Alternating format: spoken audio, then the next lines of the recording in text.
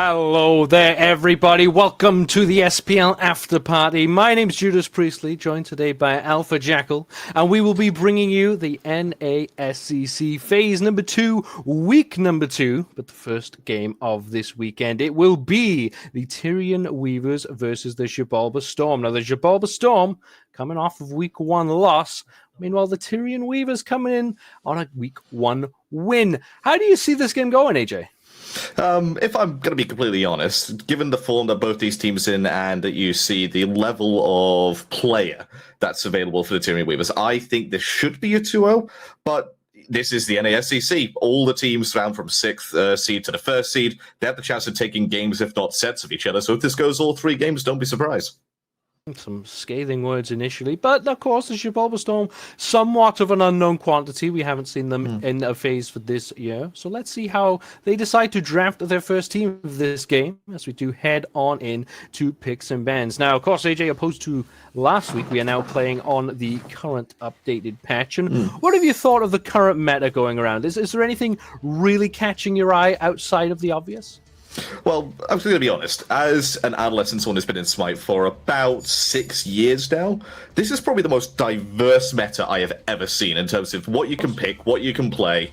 I mean, yes, there are more gods available, but that even with the caveat of that being said, there are still just so many strategies you can employ, so many ways to play the game. It's hard to really pinpoint something down as a meta, but the thing which I love the most is that my boy Anubis is viable, Arachne is viable as well. Like, these are gods which I've been preaching about for a long time as sleeper picks, and now they've got those very slight, well, under-exaggerated, they're very slight buffs. They are really good right now.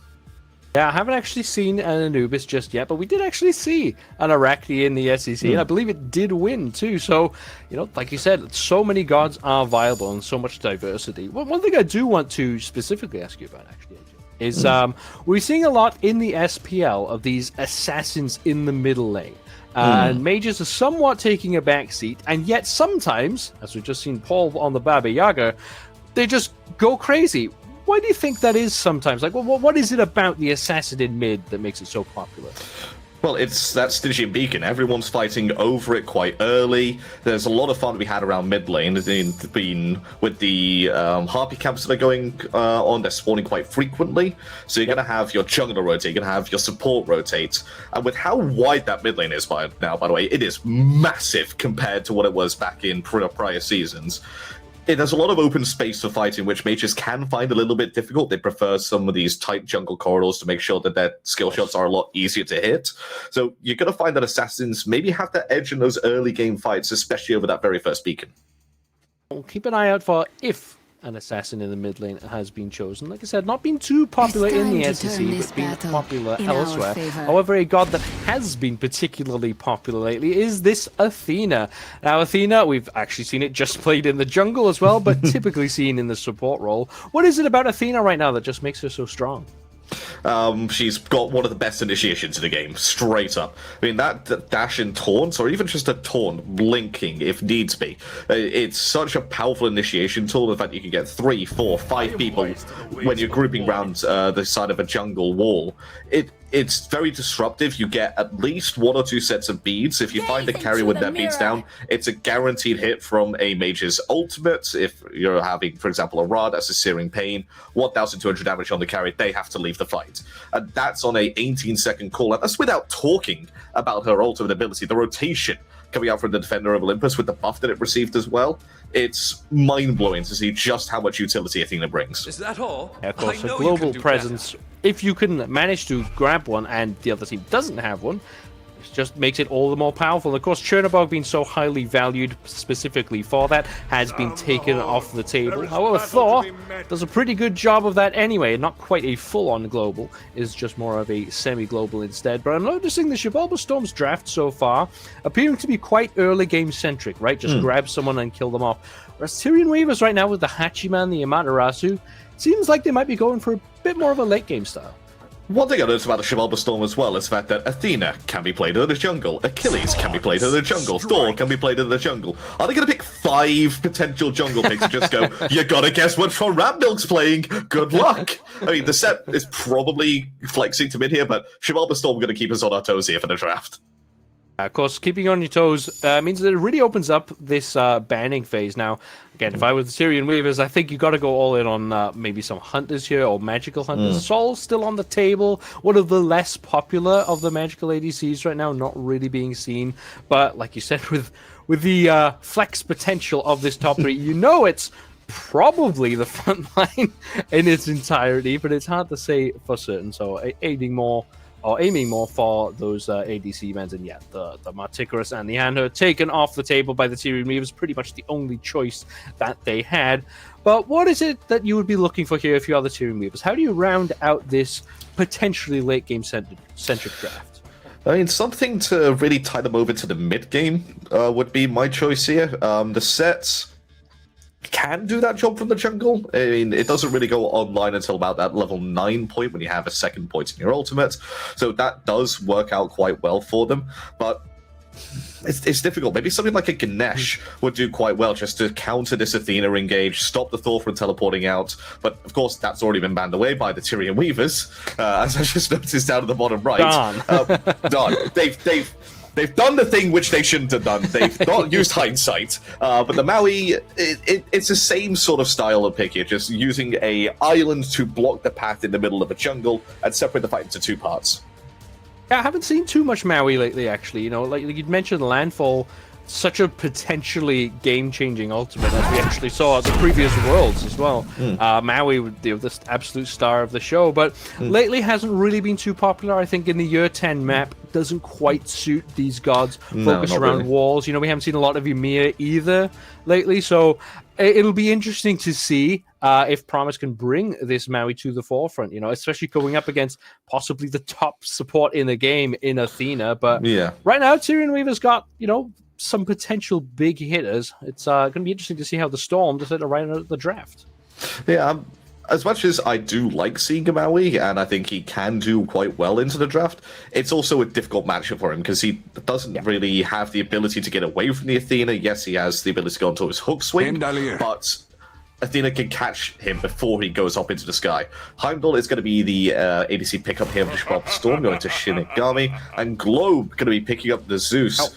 A 4 protect 1 composition here. Heimdallr is going to just banish the first diver that the Tyrian Weaver set on him, and then the Zeus just going to be peeled by the Athena, the Achilles, the Thor. If the Zeus dies early on, that is Xibalba Storm strategy out the window. A bit of a protect the president comp coming through. Yeah. Oh, you know what?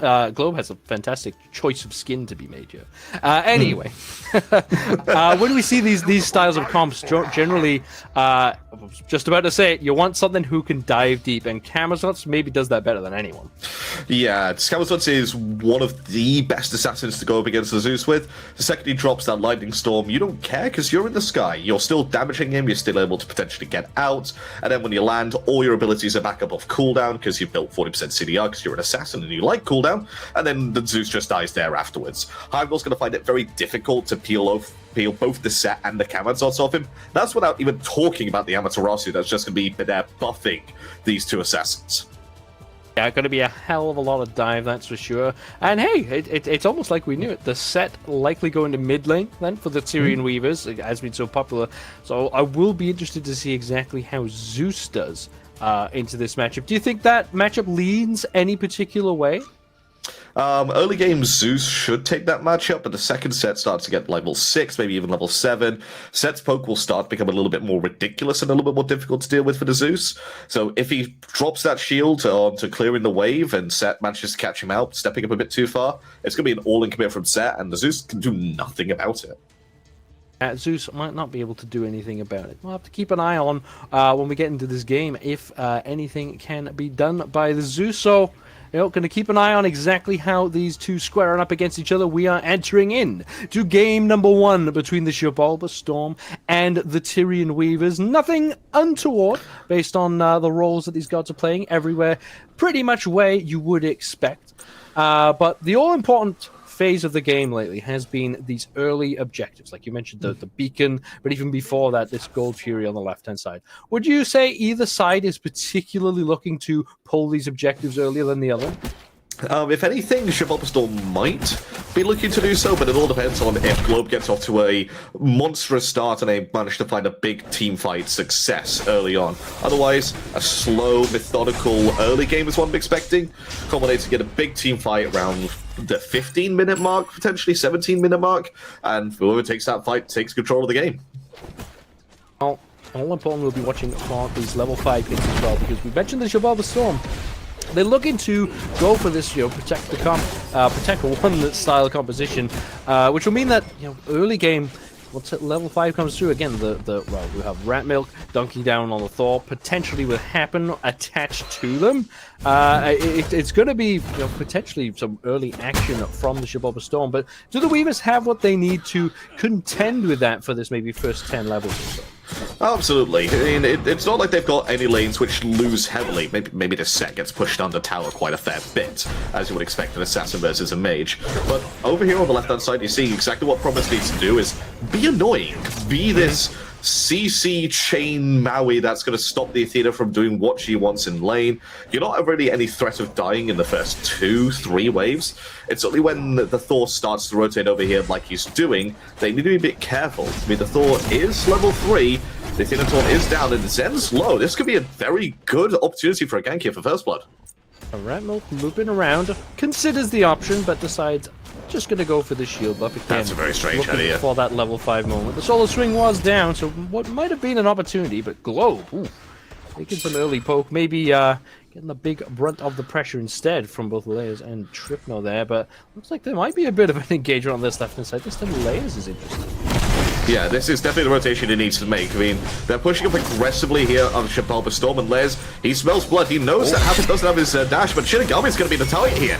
Shippigami with a short TP, Zen around. Oh, Zen actually almost took a tower shot there, but will not be enough. Promise gets a big chunk of damage coming through. That is not enough for the Tyrian Weavers to pick up a kill, but that one was pretty close. It was close, but I think they made the wrong decision there on going on to Shippigami. I think Hapn being half health of the Athena was a bit more of an accessible target, a bit more of an accessible kill, but they got the all-important beads down from Shippigami.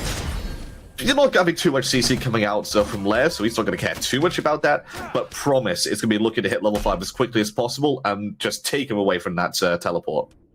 Yeah, it's going to be a pretty good landfall if they can hit it onto Shippigami, but Tegveer and Ratmilk both here up against Remakami, and Remakami somehow manages to snatch that one away, even does a little hop in celebration there, so Remakami very happy with that coming out. It's a tough situation there for the Amaterasu, but I mean, somehow Remakami comes out on top.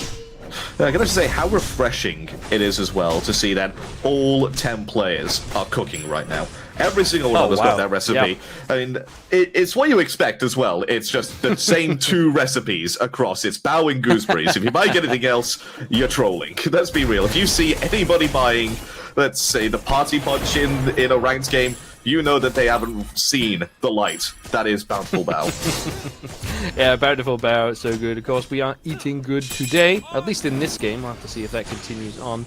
There has been some merit to some of the other recipes, but in general, the Bao and gooseberries, we're going to be seeing that 90% of the time. Oh, early skirmish. Oh, there's the first landfall of the game, and with Tyrian Weavers dual lane hitting level 5 first, it's understandable to see them go for it. Instead, just pull a shield buff. This is a 3-on-3, a very minor objective skirmish, but the other side wants to give it up. It looks like the Xibalba Storm think a little better of it, have purely just the lower numbers in the level column, and think better of it. Yeah, the dual lane being level 4 versus the dual lane of Tyrian Weavers being level 5 is the breaking point there of that engagement. Yep. Yes, the landfall was still down, but you still had the mounted archery from Hachiman, and there was nothing that Shippigami or Hapn could really do, especially with 37 seconds still left on those beads and 15 seconds still left on the shell. It wasn't a fight they wanted to take. Yeah, understandable. So, just everyone's still feeling each other out. We are approaching the 5-minute mark and no kills on the board just yet for anyone, but Xibalba Storm, as we mentioned, have been looking for this level 5, which they now find themselves at. Keep an eye on exactly where they decide to throw that weight around. I expect Shippigami and InMyZen to just be falling each other, but GIobe in a massive amount of trouble, gets absolutely nowhere, drops a storm. It shall not be enough. And unfortunately, Hapn looks like ulted onto Ratmilk. Hold on, maybe it was intentional. Dunking down is the Thor. Fantastic taunt into a double wall, but Promise is here as well to provide that little bit of extra. And that is some low health bars. Layers and Trypno, but they will survive. And they get first blood, and you know it. Trypno's level 7. They engage, they get the kill, and there's nothing that Zeus can do about it, even with the extra little health afforded to him by his first item there. But now it's going to be a blue buff defense, rotating all the way is Promise. This time Tegveer will steal it away. It's a 3-on-2 though, double taunt. Good it taunt. Looks like the Great call is to taunt. retreat from Xibalba Storm. The layers is of course on the way. Tegveer doesn't want to take the fight, but that's a successful blue buff invade this time for the right hand side for Xibalba Storm. Maybe makes up a little bit for that first blood. Just a little bit. They need to get one lane going. Their dual lane is a little bit behind. Shippigami still trying to play catch up to InMyZen. GIobe obviously falling down for that first blood. So yeah, put some of your eggs in the basket in the solo lane. Just hope that Tegveer can start to build up a little bit of a head of steam over here on this early game Achilles. Rotate them out into the mid lane a bit. Here comes the little dance over the shield buff. Who shall come out on top? It's close, and it shall be Shinigami to take that one away. This is pretty much the difference maker in this duo lane. Like I said, expect both of these hunters to be left pretty much alone. So it all comes down to who can get the shield camp invades, the purple buff invades. He doesn't know. Looping around, InMyZen has no idea. Will get the purification beads. That shall be that, though. Happy with what's gone down, and yeah, that'll be that for the duel lane for the time being. Yeah, I don't think InMyZen needed to use his speed set, but hindsight's 2020. We could see the entire map. He has no idea where Ratmilk is. He's probably expecting the Athena taunt to come down and then immediately a Thor dunk. So better be safe than sorry. Use that bead, get himself out of trouble. He's going to be very careful, though. He has to save that mounted archery as a defensive tool until those beads back up. Just taking a quick peek over at the builds, I've noticed Trypno on this set in the mid lane has actually gone for the warding sigil first item. I'm not sure this is what we've traditionally been seeing, but certainly an interesting pickup. What do you make of it? Just allows him to dive a little bit better, allows him more survivability against this Zeus. I mean, he might be going a little bit of a hybrid build later on, but if not, he's going to go into the Sigil of the Old Guard, I think is the one, that gives you the massive explosion that you can take in. But InMyZen, it's going to be knocked into the realms, and now we see Athena also just a boot. Oh, falling right on top of where is it perfectly placed. Landfall. InMyZen saves the mounted archery for the last moment. The damage is great. The shell is even better. Promise shall pluck Hapn in, saying, "Not my carry," and that is a massive save there on the back of Promise. Had to save the mounted archery for a defensive use. InMyZen playing this lane perfectly. Knows that he's going to be susceptible to a few ganks. He's going to be having to burn his speeds quite regularly with the Athena and the Thor coming over. But it's a good relic usage earlier on and even better ultimate usage. Yeah, fantastic play from both sides, honestly. I think Xibalba Storm set that up as best as you possibly could. But it's Hachiman, man. You just can't take down this god unless it goes absolutely perfectly for you. I mean, and who's going to expect a giant pile of fish to be blocking your path to the ADC that you've just seen go through the realms? I mean, no one can foresee that. Yeah, it was really well placed, actually, from Promise, because traditionally, as Hapn and Shinigami decided to do, you just tend to group around that one target. But yeah, perfect setup for the landfall. Also, if the landfall didn't even pull anyone, it still puts this giant lump of fish in the way. So I think Promise played that, like I said, absolutely perfectly at all times. And I wouldn't even say that Xibalba Storm could have done anything about it. Like, could you have focused on Promise instead? Probably not. You know, this Maui, pretty tanky, has the Gauntlet of Thieves already about halfway stacked up. So everyone's looking pretty untouchable. It is just the one kill so far for the Tyrian Weavers. But, I mean, the gold disparity is a bit over 100. We are talking very, very minor differences right now. Yeah, I think the only thing they could have done differently was using Ratmilk's wall to try and block off InMyZen getting to tower on his mounted archery. I don't know if it was technically possible, but it's just something that's occurred to me. But it's going back up into the sky right now. Beads are up for InMyZen. He doesn't even need to use them. Wow, attempt number 2. Hapn gets the first bit of CC. There are the beads. That is the fight. I'm surprised so much attention being paid on the right side. Tegveer in some trouble. Layers up in the sky. Fantastic damage reduction from the defender of Olympus. And unfortunately for Remakami, finds himself on the wrong side of things, and Hapn gets an initiation on left and then a save onto right. That is what Athena does. Yeah, and Zeus just hanging around in the jungle, seeing if there's anything untoward that he can get to. But he's built a breastplate of valor. GIobe is really scared of this double dive coming out from the double assassins. Understandable, you know. Oh yeah, I'd be frightened as well. You do find when you are Zeus, whether you like it or not, you are the star of the show. Whatever or however that this game's going to go, it is going to revolve around Zeus. Have you ever heard of Zeus being a non-factor? No. Either they die a ton or they kill a ton. It's very rare you'll find the sort of 7 out of 10 performance on a Zeus. It does just tend to be this sort of feast or famine style god. So GIobe playing it very safe, but it's actually farming up quite well. It's what, level 12, I believe, highest level in the game. So, you know, farming up efficiently. However, on the other side, you know, we are seeing Set keeping up in farm as well. He's also level 12 right now. So the mid lane sort of being left alone for the time being. But why would you say the Xibalba Storm are paying so much attention to this duo lane? It seems like Hachiman's just a bit of an impossible target. Well, they got to try and do something to get Shippigami further ahead, because don't forget, he was behind at one point. Now look at him. He is half a level, maybe a full level ahead of InMyZen. That's just due to the pressure which has been going on. They want to make sure that if they do get a good fight in the mid lane, that Shippigami is ahead enough that he can start to rotate towards that Gold Fury, rather than having to worry about having to gank both the mid lane and the dual lane to set up for that objective. Yeah, makes sense. And of course, with a more early game focused composition than the other team, you would be looking to take this Gold Fury as fast as possible. Fight. There we all think away the Tyrian Weavers. Ratmilk does a ton of damage with the double tap. Leia's having to leap on out. God. Ratmilk having to fly on out just to stay safe. GIobe did make the rotation over, but just a touch too late to impact that fight. There's been a lot of that so far this game, though. A lot of heavy aggression and then very quick evacuation. Bear in mind, he was stood still to charge up his Anvil of Dawn for about a second and a half, maybe 2 seconds. And his health bar went from 100 to 10. So fast. I mean, that's the double assassin. They're not even full build right now. They're still building up power, still building up penetration. It's only going to get worse from here. Yeah, Leia's on the Camazotz, of course, possibly, well, considered by many to be the top jungler in the game right now. But can be a bit of a slow starter if you want to build this way. You know, has gone for the Soul Eater after the Jotun's Wrath, so still wanting to stack that up. And, you know, it does take quite some time. You know, 100 stacks, so just over halfway now for Leia's, which does mean, you know, probably intend on splitting a few extra waves, probably with Trypno in the middle lane. Maybe just to get aggressive onto GIobe, but look at GIobe. This is nigh on a support build with the Pythagoras piece and the Breastplate of Valor and the Vampiric Shroud.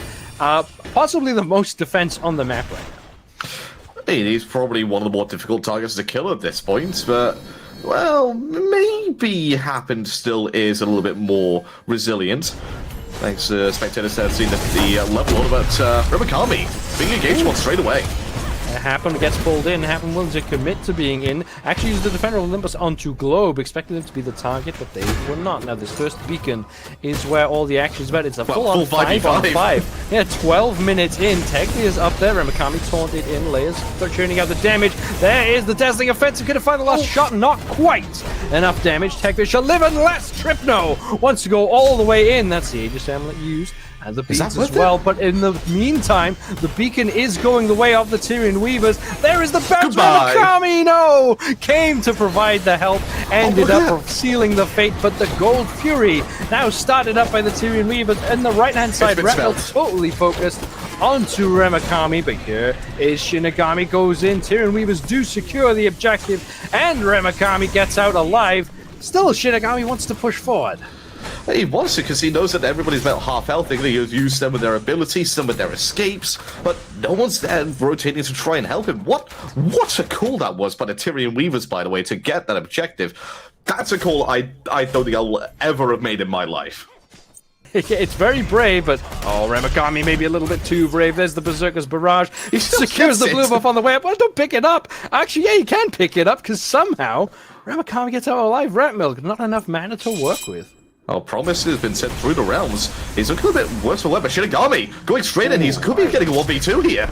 Oh, the wall flag is great, but it's not quite enough. A good shell coming up from Hapn, and that is Promise falling down. Promise staying true to their promise of keeping InMyZen alive. But Trypno now onto GIobe, this very tanky GIobe. Zeus. But the damage isn't great from either of these two mid laners. Hold on, re-engaging onto GIobe is Trypno. Hapn with no peel finally gets the taunt. That should be enough, but Layers now running to make the swoop in, goes in, but Hapn with some fantastic blocking. These two supports, well, both sides just playing lights out right now. Yeah, when you say two supports, you mean GIobe as well? Because he was playing like a support, like you mentioned. I mean, Divine Ruin on there, another great utility item, although it gives damage, it gives pen. It's just an all-round good item. I mean, this Divine Ruin, it is probably one of the staple items you'll see on Majors these days, just because it gives everything. Yeah, it gives pretty much all you need, and of course that little bit of extra anti-heal will be great to fight back against Layers and Trypno, you know, the two targets who you would expect to be diving this Zeus. You know, both somewhat rely on their built-in sustain to keep them alive. It is still going to be a ton of damage, so GIobe has assessed the big threat of the damage, has now assessed the big threat of the sustain coming through. Can now GIobe actually provide some damage in the build? Because still somewhat lacking. Shippigami not lacking in damage. Layers trying to ball it out. Defender of Olympus comes through. Shippigami wants to give chase. Hapn there as well, but the distance cleared by Layers is too high. Another kill goes a-begging. That's a damage check there from Layers. Just face tacking Shippigami. Okay, I can't do that.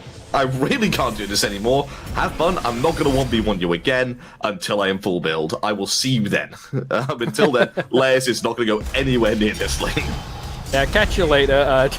We'll see you probably in about 15 minutes time. But again, as we pointed out earlier, this dual lane side has had probably the most attention of these junglers, but they're just pretty much unkillable. But what that has meant is that Remakami and Tegveer on this Achilles and the Amaterasu have had just a lot of freedom to really farm on up. And I don't know, if you're the Xibalba Storm, surely you don't want this armor getting to late game freely.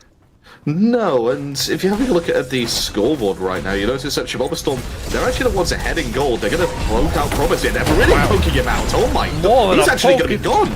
It's a poke and a prod, and it's a kill for Tegveer if they can find it. Ratmilk as well, right on top of Layers, and the Xibalba Storm take a convincing victory after being the ones to pull this Pyromancer. Remakami feels like they can't go in. Tegveer gets onto Trypno, and that's a big objective for the Storm to get.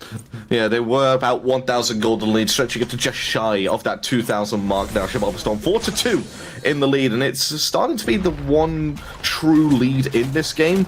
But even so, 2,000 gold at this stage, back down to 1,000 now.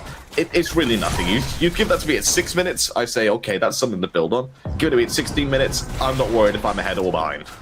Yeah, it's one of those things, and especially because, you know, again, both compositions are different on considering if it's going to be a late game focus or an early game focus. But InMyZen poking and prodding onto Shippigami did actually spend that entire team fight pushing on the left-hand side, which has resulted in this tier 1 tower falling in favor of the Tyrian Weavers, which is that little bit of gold back in the pocket to prevent this lead from spiraling, like you mentioned. But the Primal Fury is on the map now, and I expect the Xibalba Storm will be interested in pulling that one soon. Yeah, they have to be the ones to be a bit more proactive and get the major objectives. Not saying Pyromancer is not a major objective, but it doesn't do much to sort of substantiate an even greater lead right now. It's one of those ones which you almost have a lead to gain a little bit later, a little bit of gold in the bank to get whenever you want with that bomb. Oh, they're dashing in. It's going to be the taunt on the Promise. They're engaging on the support yet again. Not so successful this time, though. Oh, the beacon is almost going away, just shy. And it will be Tegveer diving deep into InMyZen, who has to use the mounted archery away. Now the Xibalba Storm looking to contend this objective. Happened now about 50% HP, but the space control coming out from GIobe, it's a fantastic grouping on both sides. But the landfall is even bigger, pulls everyone in. There's 4 members now trapped, and 1 cut off on the other side. Hapn trying to channel the Defender of Olympus. The Storm coming out from GIobe is so strong. Layers now have to fly away because Ratmilk is dunking down. Trypno falls. Promise sent through the realms, and will be landing in the big danger. Gets up into the solar swing, but does not manage to land. GIobe takes them down. Another big fight and an objective for the Storm.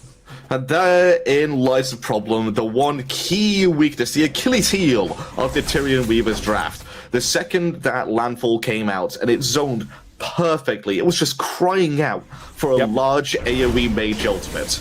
Surprise! Globe's the only one with one of those in the map. It's almost like the counter to this entire thing. Oh, we're going to drop my ultimate right here, where we can't go, and you can't come fight us. You can't come anywhere near us from this blocked off path. Thanks for playing, thanks for the fight. We'll take the gold period and we'll open up our lead. Yeah, now the lead is getting pretty substantial. No, it is still only 3k, but, you know, it's just a trend of things to come. Look at that climb. It's steady. Every time there's a team fight, Xibalba Storm have come out on top and they've claimed an objective afterwards. And the Weavers need to be careful. You know, they might be happy to get to the late game stages, but they lose another team fight, and that could be Fire Giant. They lose another team fight, that could be Phoenix. And all of a sudden, you're running out of lives to lose. But Xibalba Storm have played this at a good pace, but do they need to maybe pick up the pace? Is this their peak of this team composition, or can it still translate well later on? It can still do really, really well. I mean, you saw it from that team fight. As I mentioned, that one spatial control coming out from that lightning storm from Zeus, despite the fact that Promise had blocked off a pretty significant path and blocked off a pretty significant area of that team fight, Xibalba Storm looked very comfortable still. The lack of one giant AoE burst from the Tyrian Weavers is costing them in these fights.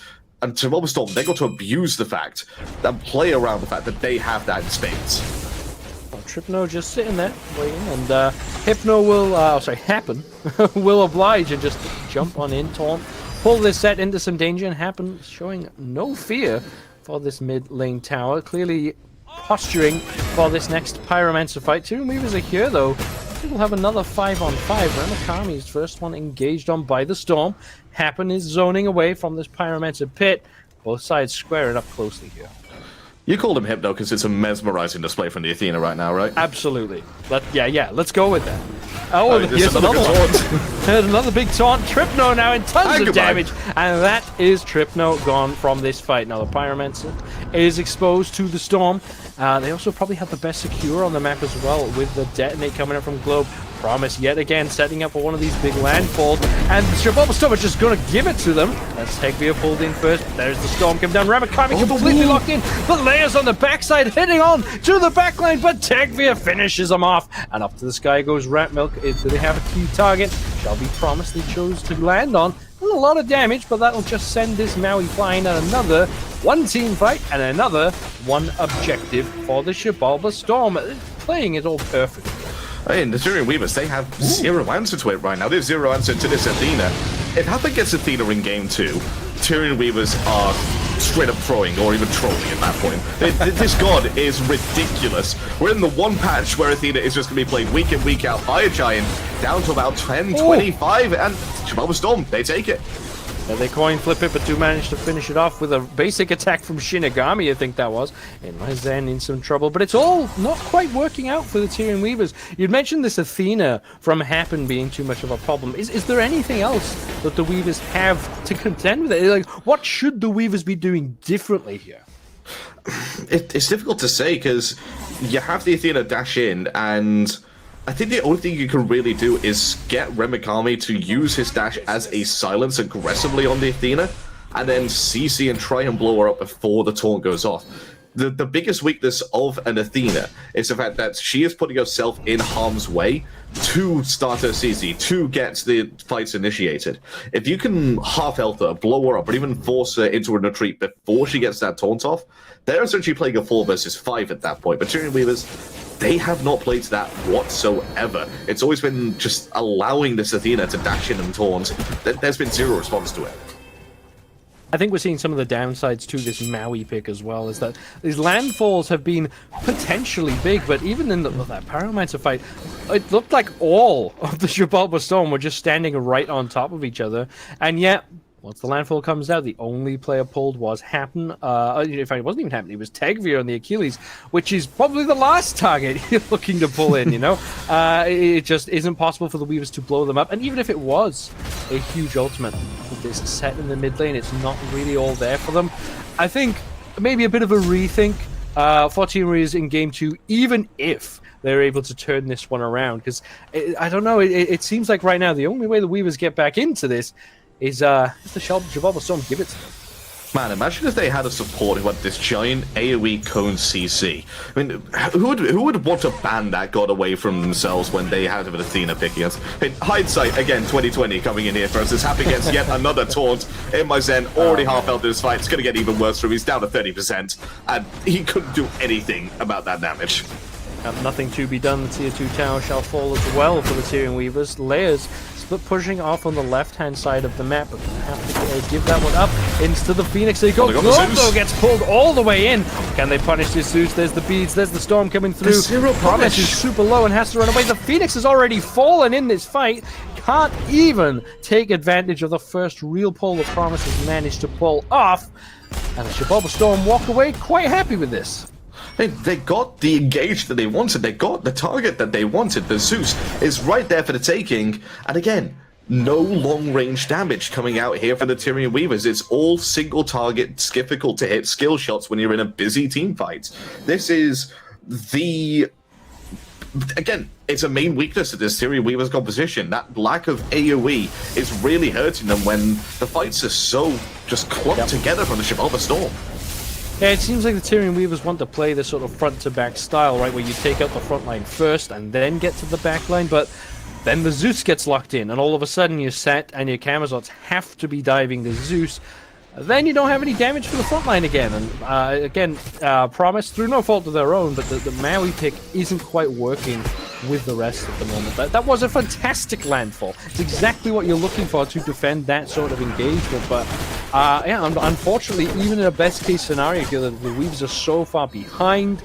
You're almost 10k gold now, and Fire Giant has despawned in a moment from the Xibalba Storm, but they're just using it to get set up for this next Fire Giant, and it all looks really tough. I think the Weavers might have to try and wait for this for the next couple of Phoenix pushes, but I don't know if they're going to have that sort of time.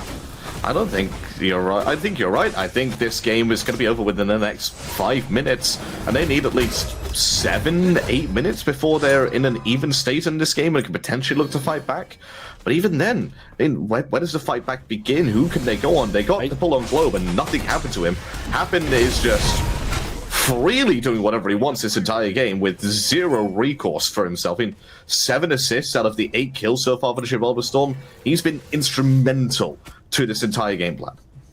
Yeah, I think the Xibalba Storm have come into this game with a game plan, like you said, and have really stamped their authority, even though there were a lot of, I don't want to say failed ganks from Ratmilk, but didn't secure the kills, right? They were putting out a lot of pressure on the dual lane, wasn't quite pulling off kills-wise, but it just built this lead for Shippigami that, you know, Heimdallr's not going down anytime soon. It bought time for Globe to get online with all this tankiness, like, has even gone for the Typhon's Fang. Probably not even a ton of damage in the build for Globe here on the Zeus, but look at the player damage numbers. The numbers are telling the truth. Being within these fights for as long as Globe has been able to be, that just allows us to output tons and tons of damage, and that means that this Fire Giant is all in the way of the Xibalba Storm. Remakami goes in, Remakami half health, Remakami has to back off, and that's the tanky solo lane Amaterasu that has to be just disengaging. And actually, just looking at the build from Remakami, he's not that tanky right now. I mean, he's got... Oh, really? It's got a couple of lower tier defense items in terms of the defense that it gives. Got a kin size, still has the recipe as well. This has not got many protections. And I think the front line is exactly what the Weavers need to get on into this Fire Giant. Now, it is not enhanced, but the Xibalba Storm still don't feel confident to take this Fire Giant in a sort of coin flip scenario. I think that would be maybe more risk than they need, especially with this mid lane Phoenix being under pressure from fire minions. We're already seeing Remakami has to go back. I would expect the Xibalba Storm to pull this objective yet again, as they shall do. Now, can the Tyrian Weavers continue this style of pressure? They are just making it. The Xibalba Storm have to think 2 or 3 times to commit. Now the Fire Giant's half HP. InMyZen is pushing up the mid lane on the way late. Looks like finally this time Xibalba Storm will commit to this one. It's going to get very low. The landfall comes through. The Tyrian Weavers steal it. Manage to snatch it, but can the fight be good for the Storm afterwards? Tegveer is charging forward with the defender of Olympus, and the dunk down from Ratmilk gets on top of InMyZen. Promise is falling low, but not quite low enough. Hapn on the backside. Trypno swinging out all they can do, as is Leia swooping through the sky. Hapn shall fall down. Shippigami putting damage on the layers, but not quite enough. Tegveer can't close the distance. Ratmilk maybe can. That will be 2 for 1 in favor of the Storm, but Promise now low. Tegveer gets back. Trypno trades one out for themselves. It is a brawl back and forth. This health bar is so low. The Achilles has no backup. Has a blink away. Mid lane Phoenix goes down to Ratmilk. That's 4 falling down now. It's just 2 versus 1. Trypno manages to catch this mid lane. Looks like not quite done yet. Are the Weavers? Ratmilk dashes forward. Gets the Tectonic Rift out. Trypno gets slowed down. This shot's coming through a big. Shippigami also low health. The teleport comes back in from Trypno. Fantastic Aegis coming through. There's another hammer. There's another spin. Low health is Ratmilk, but does not matter. Trypno goes down. The Tyrian Weavers get wiped. Xibalba Storm, though, do not secure the fire giant. A lot better for the Tyrian Weavers. A huge improvement on their team fights. Probably helped by the Xibalba Storm being a little bit, you stole our fire giant? We need to fight. We need to kill you for stealing our fire giant. And just maybe overcommitting a little bit too much. A bit of the red mist in their eyes as they pushed aggressively into the jungle of the Tyrian Weavers. And Trypno just allowed to free cast in that fight. The first time he's been able to do so since that first blood in that mid lane when Zeus died for the first time all that little time ago. The Tyrian Weavers' life has been shown. They are starting to get their final items online, so this is possibly the faintest sign of a comeback, maybe? Maybe? I mean, it sort of depends what the Storm do from here, right? It is a real shame for them that they do not have the fire giant. They would want to be pushing into these this final tier 2 tower and the upcoming Phoenixes as well, but they still have Phoenix pressure via the mid lane, still have all of the gold lead. You know, it's still a 10k lead, and don't forget, there's no fire giant now on the side of the Tyrian Weavers, so that is all being felt. But you know, we are at that later stage, not quite full builds because we still have some recipes on the table. But you know, this tier 2 tower will fall soon. Will it be a Phoenix defense for the Tyrian Weavers, or will they try to buy even more time? But it does still seem like they have to put up a fight somewhere. It could be right here underneath this tier 2 tower, but it's going to be more likely underneath the Phoenix that they will take their next engagement, the next defensive stand. All depends on how low some of these supports get, how low Hapn gets on his next engage, whether an ultimate is dropped by Globe, or whether Ratmilk decides to dunk in with the Anvil of Dawn. The engage is going to be key here for both teams in the success of this game. Xibalba Storm having to play this so slowly. They're actually waiting for the mid lane fire minions to walk on into the Titan, but those minions won't do a ton of damage right now. It is all about playing it carefully because, of course, Xibalba Storm are looking for this next fire giant already. That's what they're going to have in mind. Just trying to take what they can in the meantime without having to commit too much. But here comes a landfall. Ratmilk there. Fantastic use of the Berserker's Barrage to prevent the knockup. But Remakami takes half their HP in a second, and that will be this war of attrition in favor of the Xibalba Storm, who will back on away and likely head to this beacon on the Pyromancer. Yeah, maybe just a little bit too eager to pull the trigger there, Promise. But just trying to get something started for his team, just trying to claw their way back and gain the momentum for the first time in 20, maybe 25 odd minutes of gameplay here for the Tyrian Weavers. It's pretty much all been Xibalba Storm ever since that first blood happened, and they've continued to press them up extremely well. For a team that most people would have had lingering down towards the bottom of the SCC in North America, this split, they're showing some resilience here in game week number 2. I think part of what we're seeing from the Tyrian Weavers was that almost veteranship around that previous Fire Giant fight. You know, the Tyrian Weavers were so far down in gold, but Xibalba Storm, you know, sometimes the hardest thing to do in Smite is play from ahead. Because if you are making the wrong call and your opposing team can punish you for it, you will find yourself in a very tough spot in terms of the decision making, right? It's very easy as the defending team to just say, oh, well, we're probably losing, let's just try and go for the steal. If you're the ones having to push the envelope and actually want to be the ones starting up this Fire Giant, it can be a tough decision to commit to, and didn't work out for them previously, and the Tyrian Weavers were aware that there might be some difficulties at that stage, so that's where they took their engagement. But will the Storm be able to do it this time? Will they be able to come out on top of this time a enhanced Fire Giant? Yeah, and you posed a question earlier whether the game would be sort of finishing in the next 5-10 minutes, or whether Tyrian Weavers could hold out till they were even. Well, answer is the second option. They have held out till they are even. The builds are pretty much their experience. Still actually goes away with Tyrian Weavers, but a double engagement happened. This could be trouble. Oh my god, the engage was great from one, but Promise on the other side pulls exactly the right targets with the landfall globe in so much trouble. But a fantastic dunk from Ratmilk shuts that down. Shipigami on a killing spree. Tegveer now, and Ratmilk coming back. The fatal strike off the mark. Layers leaping over, but a double tap from Ratmilk fantastically on the backside. Now Ratmilk will fall to Remakami, dashing through. Hapn taunting in InMyZen. The only damage left on the map, it's just frontline for the Xibalba Storm, but it's just Remakami for the Tyrian Weavers. It will not be a Fire Giant take, but an absolute barn burner of a fight around this Fire Giant. Leaves just 2 alive for the Storm. Yeah, just a cheeky Fire Giant fight happening there from both teams. Hashtag cheeky SCC moments. Can we? Maybe? No. Yeah. You were supposed to use that in the intro today, and I'm very surprised you didn't. I gave it to you on a silver platter in our pre-game discussions, and I'm disappointed.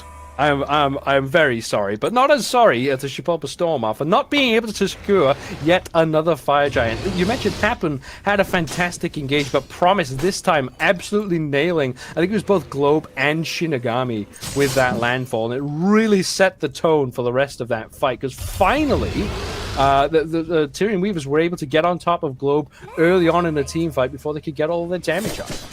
Yeah, and Globe's ultimate at that time, the Lightning Storm, was placed in such a position that he had to run away from it to get to safety rather than run into it to try and force somebody to move in and get some damage. And Tyrian Weavers, they did that pretty much perfectly. They went in on the Zeus, waited till the Athena started using Defender Olympus, then backed off and dove back down. But Fire Giant are down the half health. They're fully committing to this.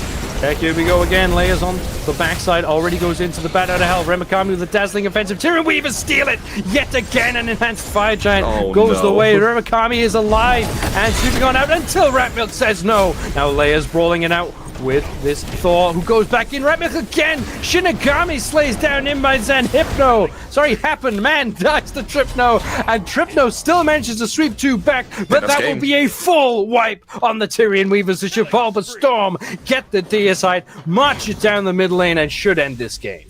Yeah, this should be a clean game number 1 here for the Xibalba Storm. A little bit the touch and go towards the very end, but a fantastic performance here from the newly promoted SCC team. And they're putting it to the Tyrian Weavers, who, don't forget, Tyrian Weavers, they managed to find themselves at the Summer LAN, and Xibalba Storm are making it look simple against the veteran roster. Yeah, had some hiccups here and there, but did manage to finally take the all-important fight. It was another Fire Giant taken away by the Tyrian Weavers, so they're actually up in Fire Giants for this set so far.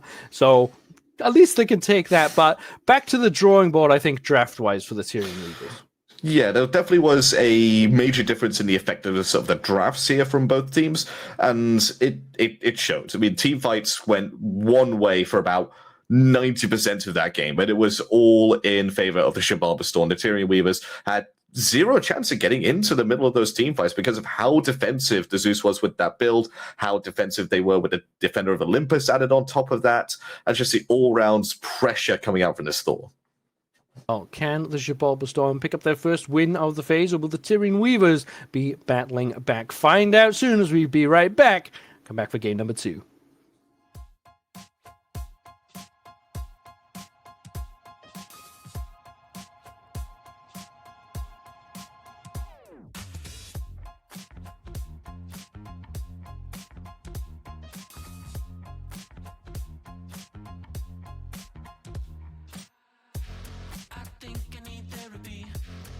Just some more whiskey. I can't seem to understand how you do this to me.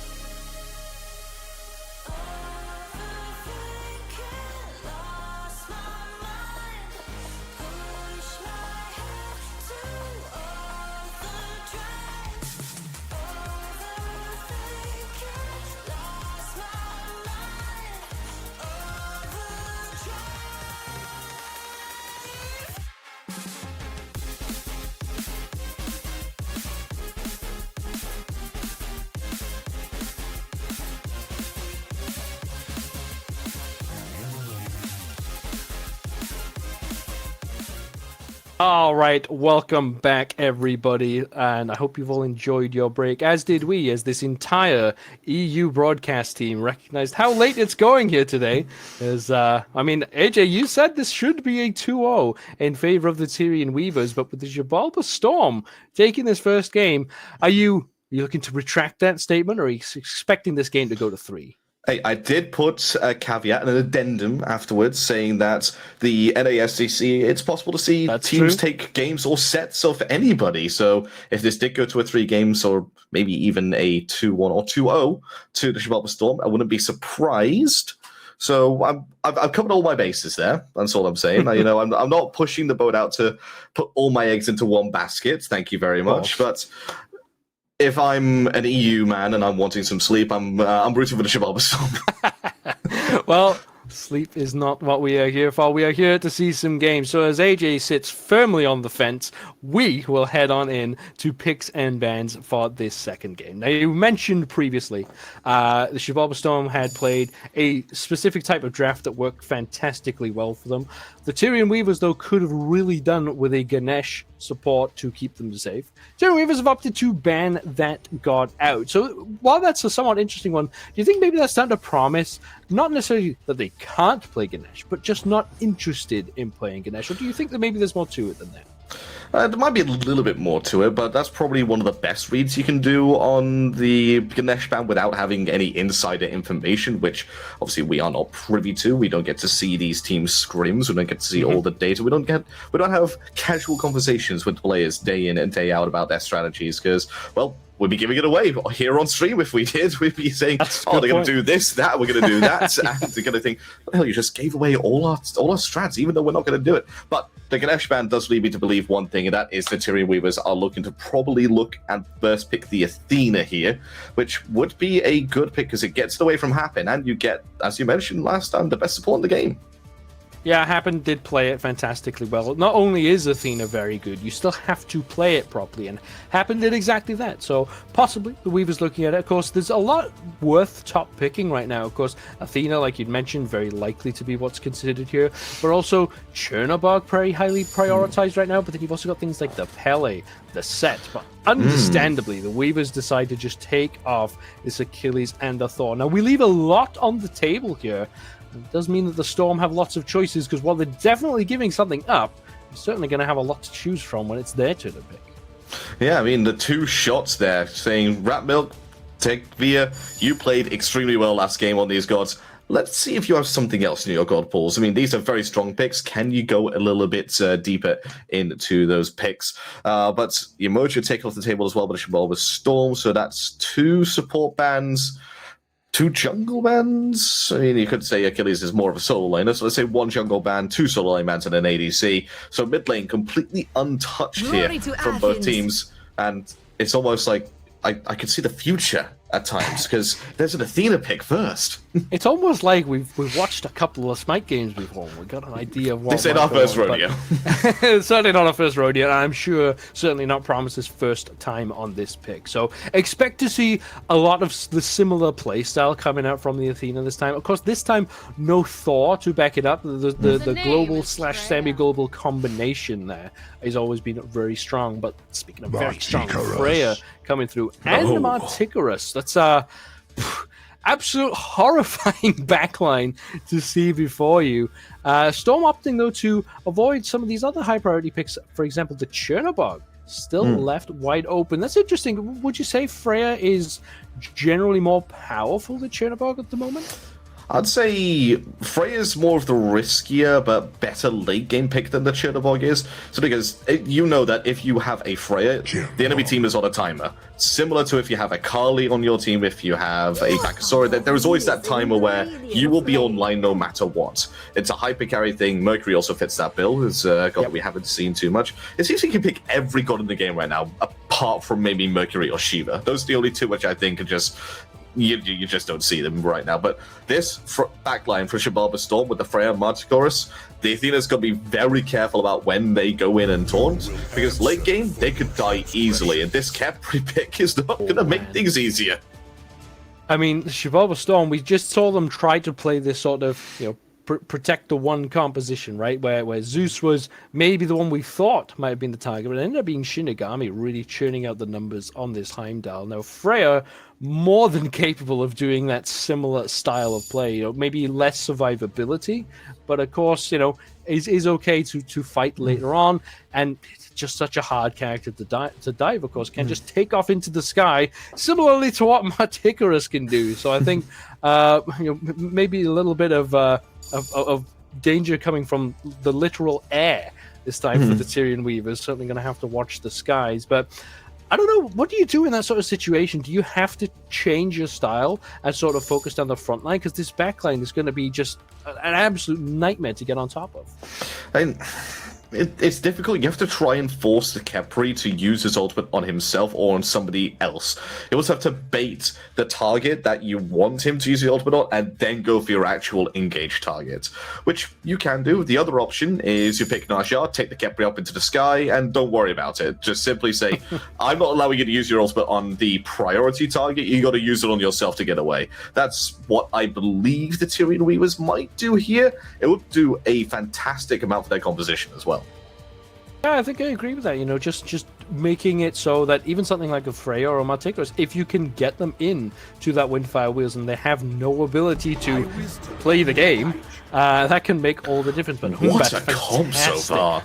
Pick. I love this composition. I was a big fan of the composition of Game 1 for this Storm, but I mean, you're impressed with the comp, AJ. Why don't you tell us about what this does well? Well, it does pretty much everything well. You want a team fight, you have the Hombatz and Khepri. You want a late game hyper carry, you got the Freya and Martichoras. You want early game brawling in the mid lane, well, guess what? Martichoras and Hombatz do that in spades. This is a generally well-rounded composition that doesn't really suffer from anything as a key weakness in my mind right now. Maybe that giant AoE mage ultimate, but they're not looking for that in this game. They've got the space creation from this Fear No Evil to focus down the first target and then just chase down target after target afterwards. So just look for Xibalba Storm to do a pick-based composition in the early game, transition that into pick-based fights. Well, I do love the change-up here from both sides. Has previously been, we've seen both sides, for example, with the Heimdallr and the Hachiman, picking gods that can just get out of danger if needed. Now, there's not going to be a lot of getting out of danger, and there's going to be a ton of putting other people in danger. So, excited to see exactly how these two teams will square up against each other. But with the Storm now rounding out their draft with this Hercules pickup, are you still a big fan of it? Because the two Weavers, the Bellona and Ratatoskr, have got plenty of dive now.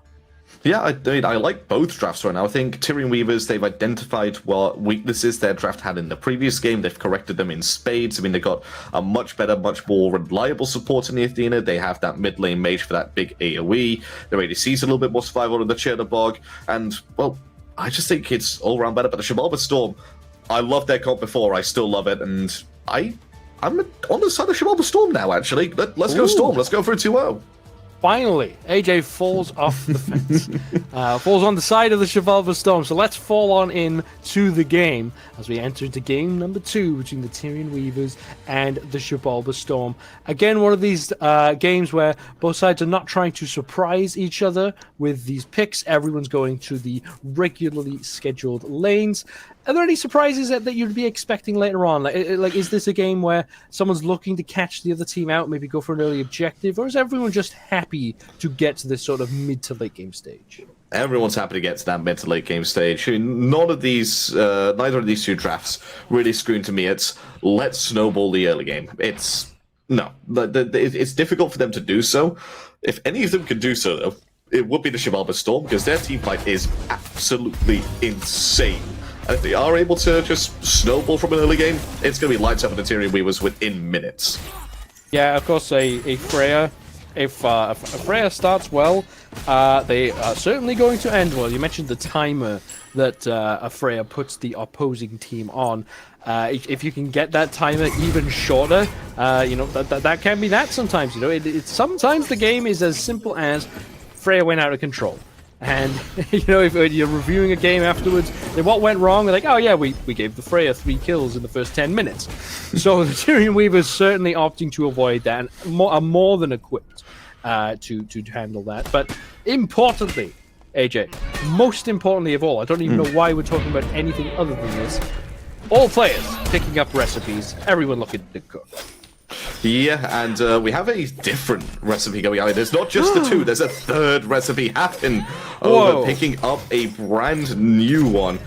We could have a little hover over so our lovely audience at home can see exactly what Hapn's picked up. It's a sturdy stew. As you can see, it gives you more protections once it is fully built. Also gives it to your allies, so it's a very defensive, very support-oriented pickup, which suits Khepri down to the core. Yeah, I've noticed the Sturdy Stew in particular is good when the opposing team wants to kill the front line first. As we've mentioned, if they're looking to target Hapn on this Khepri, if you start with a taunt, which you're very likely to do with Promise, you'll end up triggering the Sturdy Stew pulse, which all of a sudden this Khepri is even tankier than they're going to be, but also anyone who gets taunted with them. So I think it's a fantastic choice for Hapn to pick up here. And always got to be willing to try these other recipes. You know, they're all on similar power levels now, at least to the point where you can pick any one of them. So it's good to see a bit of variation. Yeah. I mean, I do have a question for you as well. Do you think there's any scarier noise in Smite than when a Freya's on the other team and you just hear Charge Blade coming from around the corner of the jungle? Probably not. We're probably talking when you are low HP and you hear a cleaner trap trigger. That might be one of them. In general, just any cleaner sound thinking of it, if you are anyone, is a very scary god to play against. Luckily not in this game, otherwise I'd be having some PTSD from casting deaths. But a bit of brawling going on in this salt lane level. Actually, maybe a bit off wall and they can chew. The shards get popped, and the shove is good from Tegveer. That is first blood in this right-hand side. Remakami could do nothing about that. No, that's one of the downfalls of the Bellona, is that your CC doesn't displace like the Hercules does. It doesn't really impact as much when they don't care that they're disarmed. They're just going to use abilities like the Driving Strike Promise wants to try and steal this buff away. Shipigame's having none of it, though. There's the Charge Blade banning away Promise, and that will be the damage coming through. But has to, you know, send some minions into the tower, do the Xibalba Storm. They have to accept that trade. So Promise will be happy with the pressure that they have output. And of course, this allows InMyZen to get a massive mob of jungle in their pocket, and maybe even a shield buff after the fact. So this dual lane, again, similar to game one. But hold on, Layers wants another input onto Tegveer. Dunking down yet again. Good CC chain. This Hercules so strong, not strong enough. Remakami gets a counter kill onto the opposing lane, and the solo lane balances itself. Yeah, and there we go. As you saw, as we just panned away as he was buying, Layers has finished up his Acorn. One of the benefits of Ratatoskr allowing you to do that outside of base, so you continue just terrorizing the jungle. But speaking of terrorizing, Ratmilk's going in.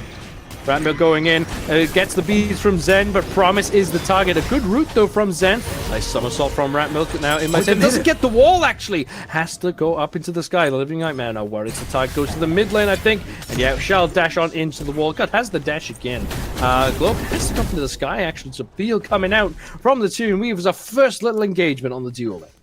Yeah, and Tyrian Weavers are now starting to just get a little bit ahead in gold. It's completely even, really, at this time. We're talking 10, 15 gold ahead for the side in blue versus the side in red. But don't forget, Xibalba Storm, they do have the added benefits of First Blood and the bounty that does bring. So Tyrian Weavers definitely getting the better of the farm game here.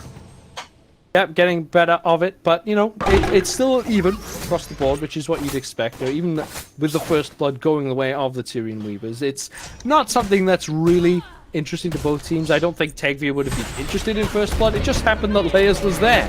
But, you know, the fight went down in that lane. Tegveer was the beneficiary of it, but Remakami really brawling it out.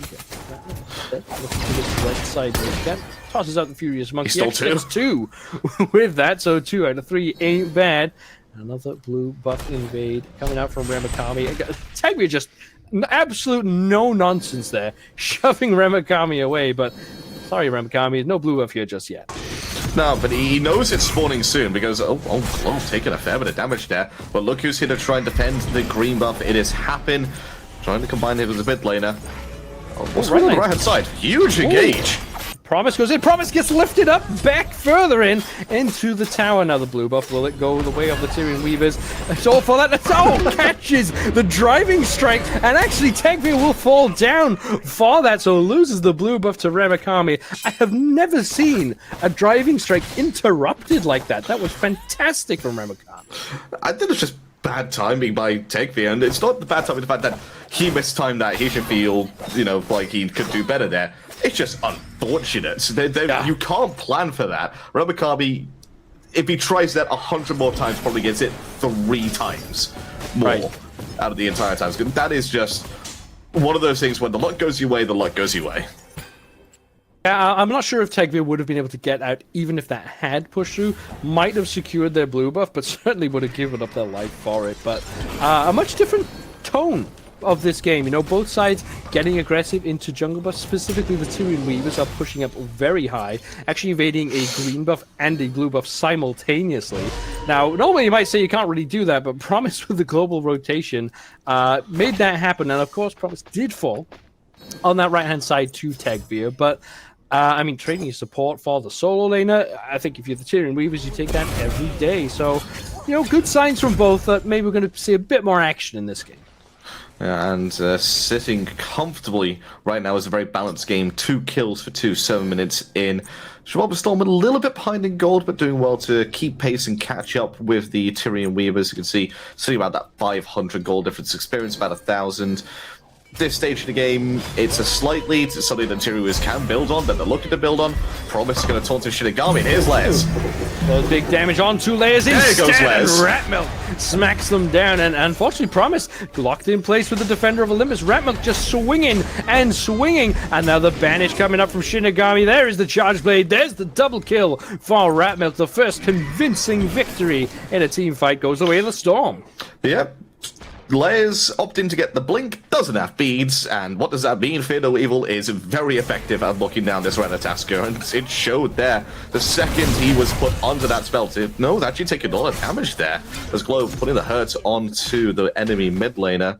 Ratmilk just securing themselves some farm, a much needed farm as well. He was a level and a half, maybe even 2 levels down to Layers up until that fight, and now completely even. Just shows how quickly the game can swing. Yeah, especially in the jungle, right? It's one of the more volatile roles. Interesting in the sky goes Layers, dunking down to Tegveer. Will this be a 3rd death for the Hercules? A double driving strike right into all the damage from Globe. Death from above. He's got to going die. Up. Now Remakami in some trouble. Layers is going so deep. Ratmilk will clean that one up, and Remakami has to retreat. The Xibalba Storm get away with that victory. The Tyrian Weavers step up just a touch too far. Layers falls down again. Yeah, it's that constant invade on the blue buff. The security, it's like if a bank gets robbed. The security is going to increase from their point on. So you don't rob it again. But what has Remakami done? He's just gone, hey, that bank that we robbed 2 minutes ago? Let's go do it again. This time to bring everybody. Then I swear there's going to be no security this time, and all of a sudden everyone has shown up, including the support who hasn't really made an appearance over here before. Yeah, it is actually quite a long rotation for Hapn to make. You do have to walk all of those steps, if you can believe it. Not like Promise, who can just fly off into the sky. So making the early decision to get to protect that blue buff was a good choice from the Xibalba Storm. And Tyrian Weavers now need to be much more careful. Ratmilk goes aggressive, but gets taunted out of the overhand slam.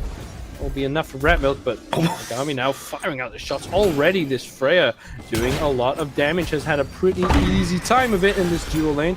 Will not get this shield buff. Promise and InMyZen shall fight over who shall get it. It shall go to Promise. Yeah, I think Promise is going to be the one that needs a little bit more. I mean, InMyZen should not be fighting this Freya. It's past the time to be bullying a Freya out of lane. The Freya's got the Telkine's ring online, so it's going to have a bit of sustain, as well as a little bit more damage on her autos. You can't fight this anymore. It has to be a coordinated effort to take down this Freya and burn her beads, burn her ultimate of safety, and then you could try and kill her. But in the meantime, InMyZen, just farm up. It's done. There's not a lot here to be done, and of course InMyZen's Chernobog prowess will shine later on. Of course, being able to use the global presence. Promise still wanting to put pressure onto Shippigami. Shippigami is pretty much aware of this. Is at least sensing that something's wrong. But Mid this lane? is, I think, what they can do in the mid lane. There's maybe a little bit of action going on, some scrapping back and forth, but a rotation from Remakami shall be spotted out, and everyone wants to just wait. And Shipigami has to hold off. He's just spooling the gold, not able to farm any bit away. The bank's opening again. The bank opening time is here. The queue has started to form. I'm not sure the queue should be for the robbers. I don't know if these are customers. What world are we in, AJ? I'm not quite sure, but San what I am Andreas. sure about is that Remakami's actually committed the battle cry all the way over there. Tegveer has managed to secure their own blue buff. It's all action on the right-hand side. All action on this left-hand side seems to be posturing for this next gold fury. Yeah, San Andreas is where it's all robbers just lining up every time at the bank. But a little bit of a grouping over here on the left-hand side for Tyrian Weavers. They're going to secure the Oracle, so vision on the Gold Fury goes to them. They were in lead for by about 500. They're behind by 1,000. A very balanced game here from both teams. No team really looking to take the step to take the game by the scruff of the neck just yet. Looking to just get a little bit more gold, a little bit more items online before they start to pull the trigger on the major objectives. It's interesting. There's been a lot more aggression on these buffs from the Tyrian Weavers. So clearly the ones who, the team that want to be on the front foot. But it's actually the Storm who are coming away with a slight lead. You know, a lot of farming just that bit more efficiently, which is expected if they're at least securing, you know, most of these buff invades. Now we do actually have this first beacon spawning up, and I do expect to see some action. In fact, InMyZen all the way over Very on the early. Living White Man. It looks like the Xibalba Storm are going to have to just give this one up. Yeah, that's very early Living Nightmare coming from InMyZen, but it's worked out quite well. They've got it. Taunts onto Hapn. No damage onto Hapn, thanks to that shield just absorbing it a little bit. But that's the Suture Beacon caught. That's first fight over. I mean, you know, it's basically a free win for the Tyrian Weavers. It looks like one wave is going to go into this left-hand tower, but there's so many minions there that actually InMyZen will be able to pick that up, and it's pretty worthwhile. I think of a rotation. It was an early use of the Living Nightmare, but it was almost like a chess move, almost like a check move, where you just say, you are not getting, we're not going to win a fight, but we're certainly going to take this objective. And yeah, the Storm recognized that. There was nothing for them to do there, and yeah, just gave up that early beacon. So 2 rings on the Freya already. A third one most likely going to be built up. I'm predicting it's going to be the Hastened Ring coming up next here for Shippigami. I don't see them building Cyclopean Ring. It's an item which has a lot of potential use. It's quite a lot of fun to play around with in a casual. But in this competitive setting where you're really relying on just having as much damage in a small space-time as possible, I think it's just going to be the 3 rings here for the Shippigami. Yeah, and of course, the Cyclopean Ring we did see a lot towards the start of Year 10, mainly when Sol was quite so popular, because of course Sol is just pumping out those autos consistently, whereas Shippigami on the Freya, you know, it's very telegraphed, the pulse only lasts a few seconds, it won't quite get as much value from that Cyclopean Ring, so probably the last of the rings coming through there from Shippigami, but that will be this time where the Freya is no longer building, will actually be you know, all up and running and ready to go. But both sides sort of squaring up, no objective coming, you know, coming into the focus of either side just yet. Pyromancer is now on the map. Who would you expect to be the team to push first onto one of these objectives? Yeah, it has to be the Xibalba Storm, I want to say, just having a little bit better of a team fight presence with that fear. It's all on the Fear No Evil, really. If the Fear No Evil is down, Tyrian Weavers are going to be on the front foot. If the Xibalba Storm have the threat of the monkey just disrupting a team fight, you have to respect it as the Tyrian Weavers. You have to go, we can't group up as much as we want to. We have to stay spread, otherwise we are going to get killed by this monkey.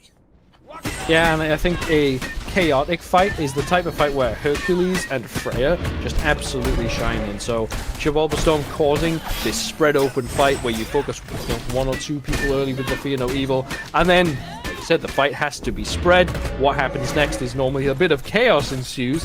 I think that is just bread and butter for Freya and Hercules. But of course, Layers on this Ratatoskr not having the best of starts. Still keeping up in farm though. You know, level 14 is the same level as Ratmilk on the Hunbat. So, you know, it hasn't really been punished for these early skills. But Promise might be in for some punishment now, getting already 2 half HP.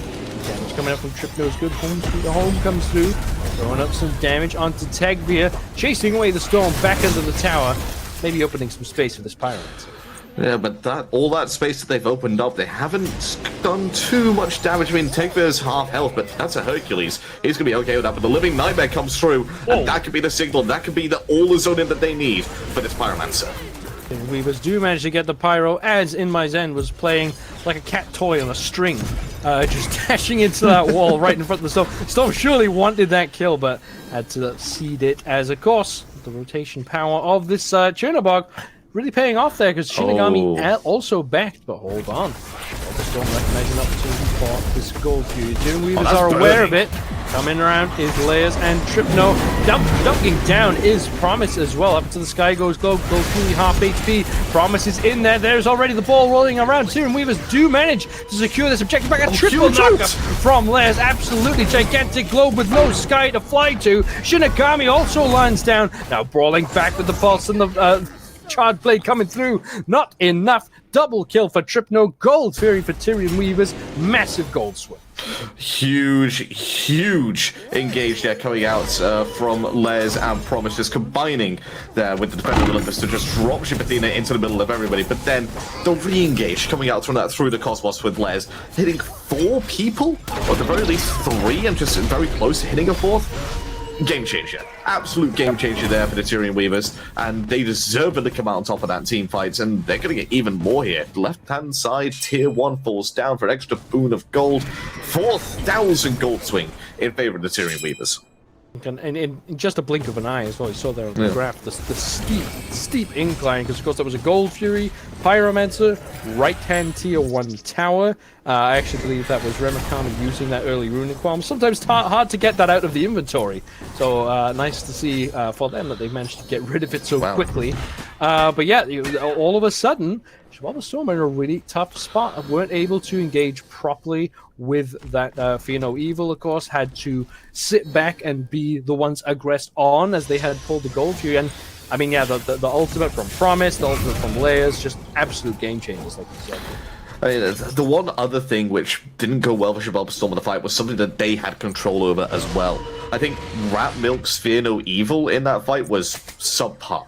I mean, it landed onto one person, Promise. Layers was able to get out of it A-OK. Yes, he did actually use beads for it, but they didn't trap anybody else, and they didn't zone Athena away from the team. The Fear No Evil pushed Athena closer to our allies rather than away from it, meaning that she got the support that she needed to get out and live, and then come back and re-engage in that fight. If that Fear No Evil is placed a little bit differently, where the Athena is separated more, or they do trap Layers, or they do trap another person, I think that fight goes completely differently and in favor of Xibalba Storm. Yeah, it would have been a totally different engagement, especially seeing Globe having to use the death from above so early. It just meant that the Storm were always at a disadvantage. They'd already sort of lost the fight over by the Pyromancer. They'd taken a bit more damage, so weren't able to re-aggress onto the objective. And that maybe should have been the warning sign that if the Tyrian Weavers do show up to defend that Gold Fury, probably should have dropped it a bit earlier. But the Storm are far from out of it. It is a 5k gold lead, which is not fun to play into if you are the losing team. Oh, that's not fun. Ratmilk is finding out exactly how not fun it is. That will be the Scarab's blessing. Diving all the way deep is InMyZen, as is Layers, and that will be Ratmilk down in this fight. Globe has already flown up to the sky. Remakami dives on top. Here comes the Ratatoskr to put out all the damage as well. Layers with a double kill. Lifted into the sky is quite low health. Tegveer trying to pick up something, but the pieces just will not fall. The Storm drop another 2 kills to the Weavers, who are coming out more and more on top. Am I cursing teams by saying that they're going to win? Because I thought Tyrian Weavers were going to win in the first game, and they got brushed aside, smacked, if you want to call it. Smacked. I thought Xibalba Storm's composition here was very impressive. I thought just tight in could do work this game. And now the Tyrian Weavers are just, again, slapping them away as if they weren't even there.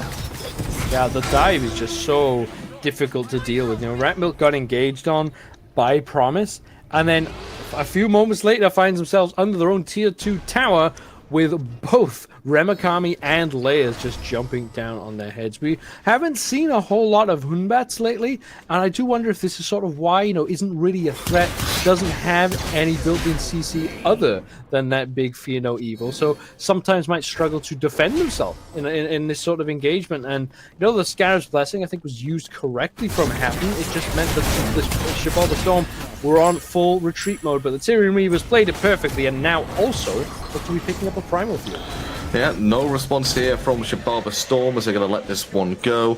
That's just going to make things even more difficult for them to fight into. I mean, the gold lead just keeps on expanding in favor here of the Tyrian Weavers as they push and push and push. I mean, just shy of 10, now over 10,000 experience difference, 7,500 gold, teetering on the edge where the Tyrian Weavers would need to make a massive misplay for the Xibalba Storm to be able to win a fight.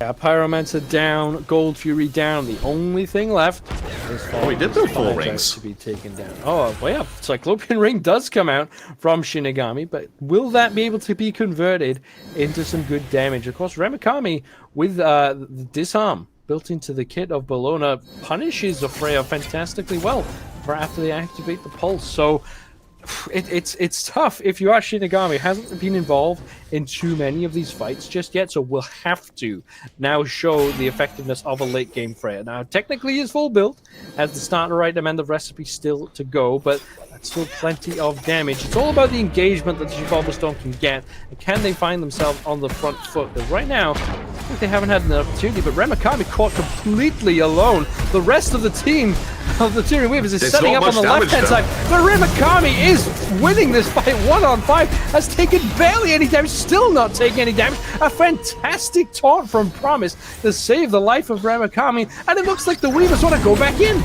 Yeah, I mean, they had the perfect engagement from Remakami, no damage going out onto him, and now it's all falling apart. Look who's behind them, it's Promise. Huge 4-man taunt, oh and my Trypno follows goodness. up. It was a fantastic taunt, and now Remakami re-engages with the dive. Looks like the Weavers have got what they came for, but an absolute fantastic fight for the Weavers. If not, on map, it's just the one kill. But mentally, Remakami is still at the same HP as they were when fighting 5 members. Now the Tyrian Weavers will pull this Fire Giant. Remakami, with an extra raid boss worth of HP, stands in between the Xibalba Storm and the all-important Fire Giant. Globe throws out a hopeful shot of damage, as does Tegveer. That will be a fantastic push for... Oh, look at this! Now Tegveer in some trouble from the Living Nightmare, gets rooted in. Remakami shoved into the tower and doesn't seem to care! Tegveer falls down. It's going from bad to worse for the Storm. And Tyrian Weavers just marching on relentlessly, as you would expect, as one of the teams that's touted to finish in that all-important top 2 space. Athena dashes in, gets pulled in for the first time, but it's not enough damage. He survives the onslaught. Like Globe is doing what they can, but Martichoras, of course, received a few nerfs, doesn't quite have the absurd amounts of damage as we've previously seen, and it's tough. And Layers with a fantastic stun. Shinigami uses the beads, the ult, and gets the Scarab's Blessing. This Freya has to retreat this mid-lane Phoenix under more and more pressure, and Remakami just waltzes on in with not a care in the world, but that's a good Fear No Evil. Does manage to hit 4, but it doesn't matter. The Phoenix still goes down. Ratmilk has to burn the beads. Remakami still gives chase, but the objective's already gone. Tyrian Weavers absolutely firing on all cylinders. Oh yeah, I want to see a gentleman's agreement between these two teams where Athena is off limits for both of them in game number 3. If it goes to game number 3, which it all intents and purposes it looks like it should do, given how far ahead Tyrian Weavers are, Athena's just off the table for both teams. Best team wins, because so far the Athena has been a consistent, dominant force in both games. Yeah, it's crazy what Promise and Hapn were able to do in quite different styles, actually. You know, we mentioned it's Athena, and Athena does what Athena does, but it's been quite a bit different, it feels like. Promise has been on even further ahead than Hapn. Hapn tend to be starting the engagements with the rest of their team, whereas Promise found a fantastic flank just now, actually going for the, I don't want to call it hero plays because it's not too risky, but the really ambitious 4-5-man taunts, and it's been working out fantastically. Shippigami and GIobe have both having to be taken to the sky much earlier than they would like to, because the dive from Layers and Remakami hasn't even reached them yet. It's all coming through Promise right now. So as the siege at the left side of the map begins for the Tyrian Weavers, I do wonder what the Storm are going to do to handle the relentless pressure coming up from Promise. I mean, the one thing we haven't really even touched upon so far is that InMyZen 0, 0, and 6. He hasn't got kills, he's got assists across the board, but he's been having a phenomenal game here on this Chernobog. Absolutely. Like we're seeing, you know, like I mentioned, the strength of this Chernobog global pressure. It just means that nowhere is really safe for the Xibalba Storm. Layers here, splitting the map, pushing all of these fire minions into the mid lane. And there's a good taunt onto Hapn. Takes a lot of damage, but not quite enough damage just yet. Nice pull there, though, from Tegveer. Does put some pressure onto InMyZen as well. So all of a sudden, the backliners of the Weavers need to maybe think twice. Still purification beads available for Trypno. InMyZen might find themselves in some danger if they get caught yet again. Bushes. A very, very tough engagement. Layers is so deep on the backside. Looks like the Weavers are just willing to let this happen. Finally, GIobe recognizes the threat that Layers poses. Yes, do some damage to the time, but Promise goes in yet again with another taunt. Tegveer can't put anybody in, and the Phoenix, it's gone. Phoenix is gone. Titan is marching in. Remakami chasing down Tegveer. Gets stunned out. Still one Phoenix left alive, but this is a very healthy Titan walking in. Almost a full health Order Titan charging in. Now Remakami gets pulled in. Still manages to survive with quite a lot of HP. Looks like the retreat comes through from the Xibalba Storm, looking to just clear away this Order Titan. Now the right side Phoenix under some pressure. No minions just yet for the Tyrian Weavers to work with. The Xibalba Storm are being pulled apart right now. Yes, it still feels really weird though to say you got to clear the Order Titan in the Chaos Titan base. It's still so weird to see. Yeah, I mean, actually seeing them brawling it out, almost like the end of a Power Rangers episode there, where everyone's gone Megazord and brawling it through, except the little people are still battling alongside. But yeah, the Storm are, in a base that is broken wide open. The only saving grace they had there is that the Fire Giant actually despawned from the Tyrian Weavers, though I thought we might have been staring at the end of the game. But the Xibalba Storm have now run out of lives to lose. It's all about this all-important last fight. Will they defend this Fire Giant? We talked about Shippigami getting his Cyclopean ring about 5 minutes ago, I want to say, 4 minutes ago. Yep. Still no movement on that build. No starter item upgrade, no change from the recipe to an actual item. And there we go, Gemma Focus has now been built as I was saying it, but it's been a very slow final few steps here for Xibalba Storm ADC, and it's again just been starved to farm, as is everybody else on the Chaos Titan team. Oh, the Xibalba Storm stepping up to this Fire Giant is 50% HP for the Tyrian Weavers. Not committing yet, though. Remakami is tanking this up, but at an absolute age. Under no threat whatsoever. Now slapping away at Tegveer. Looks like the Tyrian Weavers will drop it. They are maybe holding to wait.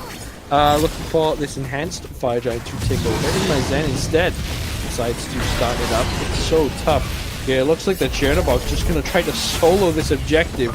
The space that the Tyrian Weavers have created is so great. The Xibalba Storm run back to base with their tail between their legs, and this will be it. Can the Tyrian Weavers break this through and bring us to a game? Yeah, I was about to say, it'd be very brave of them to be trying to tank that Fire Giant for a minute and a half waiting for it to enhance at that point. Everyone just low health bars, just begging for Xibalba Storm to come steal it away from them at that point. A minute and a half's a long time for them to be able to do that, but they secure the Fire Giant at 28.5 minutes. So 29 minutes on the clock now, so Phoenix's sieging is going to start off this right-hand side, and it's going to start off with a taunt. Promise goes right in. Shippigami turns their attention to Remakami, who this time takes a lot of damage. Bina Weaver comes through, but Layers around the backside gets a fantastic flank onto GIobe.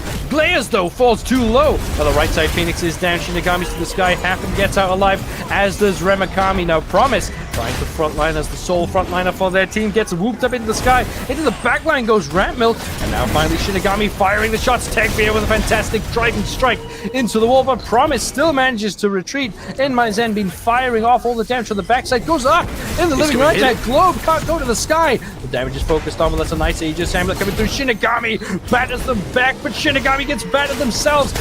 Promise goes deep. InMyZen gets the kill. Now the damage coming out from Trypno. Remakami is back. The fire minions have barreled on through. InMyZen is dishing out the damage and fantastically dives into the wall. Ratmilk doing what they can, but Promise doesn't go down until just now. It looks like the Storm are going to hold on, but Remakami finishes off Ratmilk in the process. Somehow, Xibalba Storm live on. InMyZen just doing a hero play there, diving into the midst of the enemy team, diving into the base, into the jaws of the dragon, and the Xibalba Storm. They falter when it's just lined up with one little InMyZen all retreating. They couldn't handle him at that point.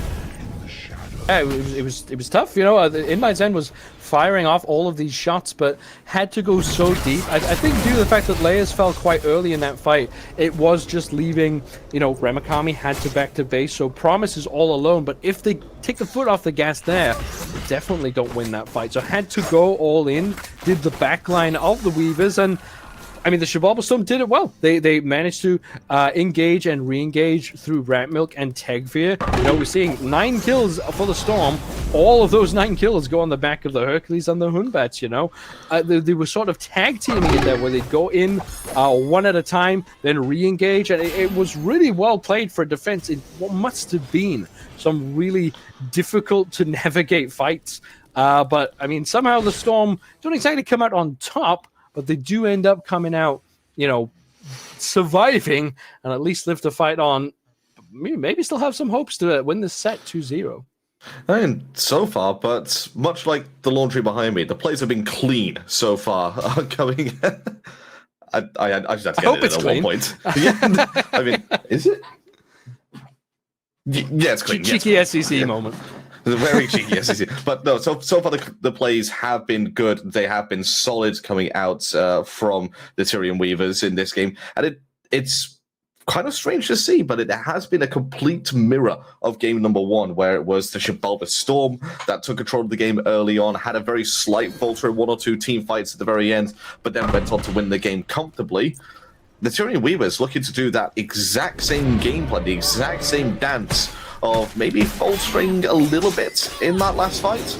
But the next fight, they win it and take the game, it's the mirror. Yep, still in a good position, right, as the Tyrian Weavers do. You've still got 2 Phoenixes down, fire minions pouring down the mid and right lane. It's just this left-hand side. You can see now, and Remakami gets shoved out. If it happens, takes a ton of damage already in this fight. The Khepri is low and does fall down. Leia sweeps in as well. Globe turning out the damage from the sky, but it's not quite enough. Still the 1 kill in this fight going in favor of the Weavers. Now that is the final Phoenix.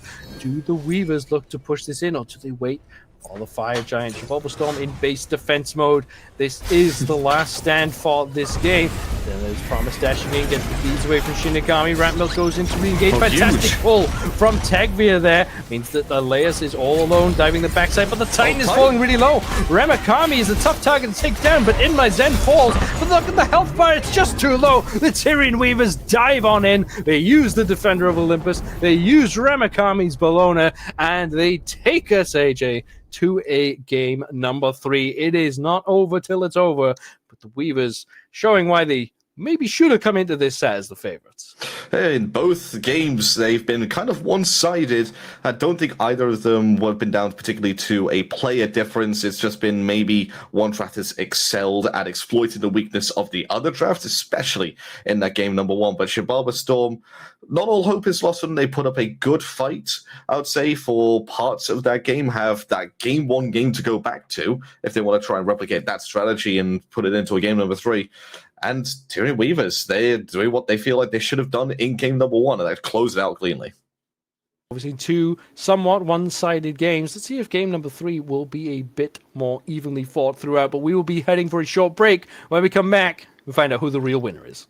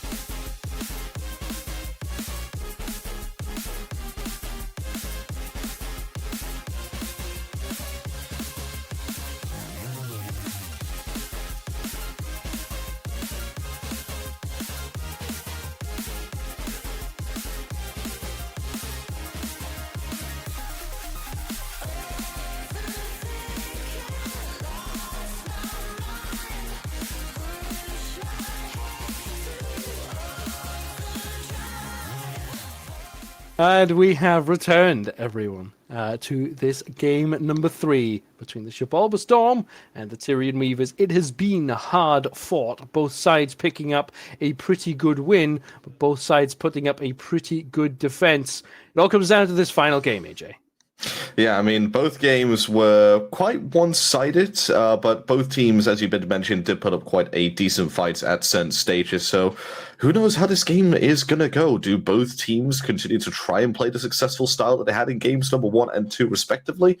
Or do we see an entirely new meta from both of them? I mean, as we mentioned in game number 1 in the drafting phase, there's so many varieties of picks you can have right now that can work in this meta. So do we see another Honor support? Do we see another Erlong Shen mid, as we saw earlier today? The choices are endless here. We shall begin the speculation as we head on in to picks and bans for game number 3. Now, as you mentioned, we wanted to see this Athena gentleman's agreement off the table. Gentleman's agreements don't really exist in the SCC, unfortunately. No. It is all to play for. But I would expect it to be banned somewhere. And there it is. Tyrian Weavers decide, let's not ban Ganesh. Let's ban the god that has been taking over these games. But specifically, we saw Athena do well for both sides. However, both sides also did very well with this sort of semi-global dive-style jungler, in particular Ratmilk on the Thor, and of course we saw layers on the Ratatoskr. Would you expect these two players to go back to something like this if they're open? Because, I mean, it went well for both of them. Well, I mean, there's your answer for one of them, and the fact that the Thor is now gone, but there's still as you mentioned, the play style, the potential picks for those semi-global ultimates like the Ratatoskr is still on the table. I don't know if he'll go back to it straight away. It might be a pick that Layers will take up pick 4, maybe even pick 5 again, as he did in the Game 2 draft. But if a high-tier jungler is available early game, like maybe the Camazotz, he could be tempted to pick that one up early. Yeah, we'll have to keep an eye on exactly what the Storm opt to go for. Now, Chernobog is available yet again. We did just see InMyZen have a somewhat quiet but also quite impactful game. It didn't really slam down with all these kills, but Ganesh actually going from banned out to top pick. Now, Ganesh normally seems to somewhat of a counter pick to certain types of gods, you know, to, for example, Athena, also to Ares if you go into an Absolution style build. Also, by the way, Ares missing from this set so far, but why would you say the Storm have opted to top pick this Ganesh this time? I think it's just a really annoying pick to try and play against. That's big AoE silence plus the protections that it offers you. By the way, disgusting so far. I mean, sorry. That is disgusting. Get that off my screen right now. Please tell me this is not the actual draft, that we're doing something different. Tyrian Weavers, this is criminal. But yeah, Ganesh, it's a good engage, it's a good disengage tool. It all centers around that ohm, though. That extra protections that you give your backliners or anybody around your ohm, it's very difficult to fight into. I mean, this Ganesh is... I don't want to say the pick is now irrelevant, but Ganesh into Freya Chernobog, that is so difficult. How do you frontline into that right now? I'm expecting to see something like a Nike have to come out. We already see the Pele come through. Now, that could be a Pele in the mid lane, and I actually expect it likely will be, just based on the amount of dive that the Storm will need, but... Tyrian Weavers, they go for like Charon as well. And I haven't seen too much Charon in the SCC so far. Of course, our newest addition to the game that is currently competitively available. What have you thought of Charon so far?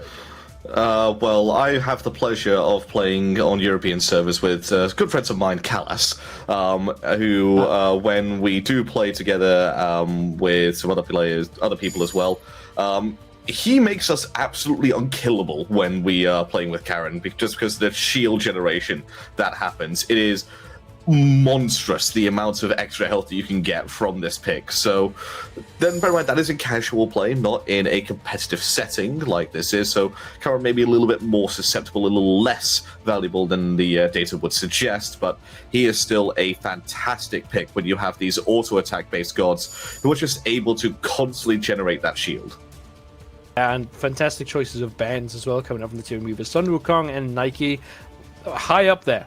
Fantastic dive. Nike in particular, very good against auto attack style ranged characters. It's almost forcing the Xibalba Storm into a pick like the Bellona, which they previously had, which, Remakami had a fantastic game, the last game, but, Tegveer preferred to play, the Hercules instead. So we'll have to see exactly how they go. And the Camazotz being picked up by the Tyrian Weavers as well. That's almost an extra ban coming through there. Yeah, I mean, like you mentioned, that's another jungler taken off the table for Xibalba Storm. They're going to go deep into their god pool, and they are going to be returned to a game number 1 strategy. It's yet another potential 4 Protect 1 composition. Depends on the jungler pick here from Ratmilk.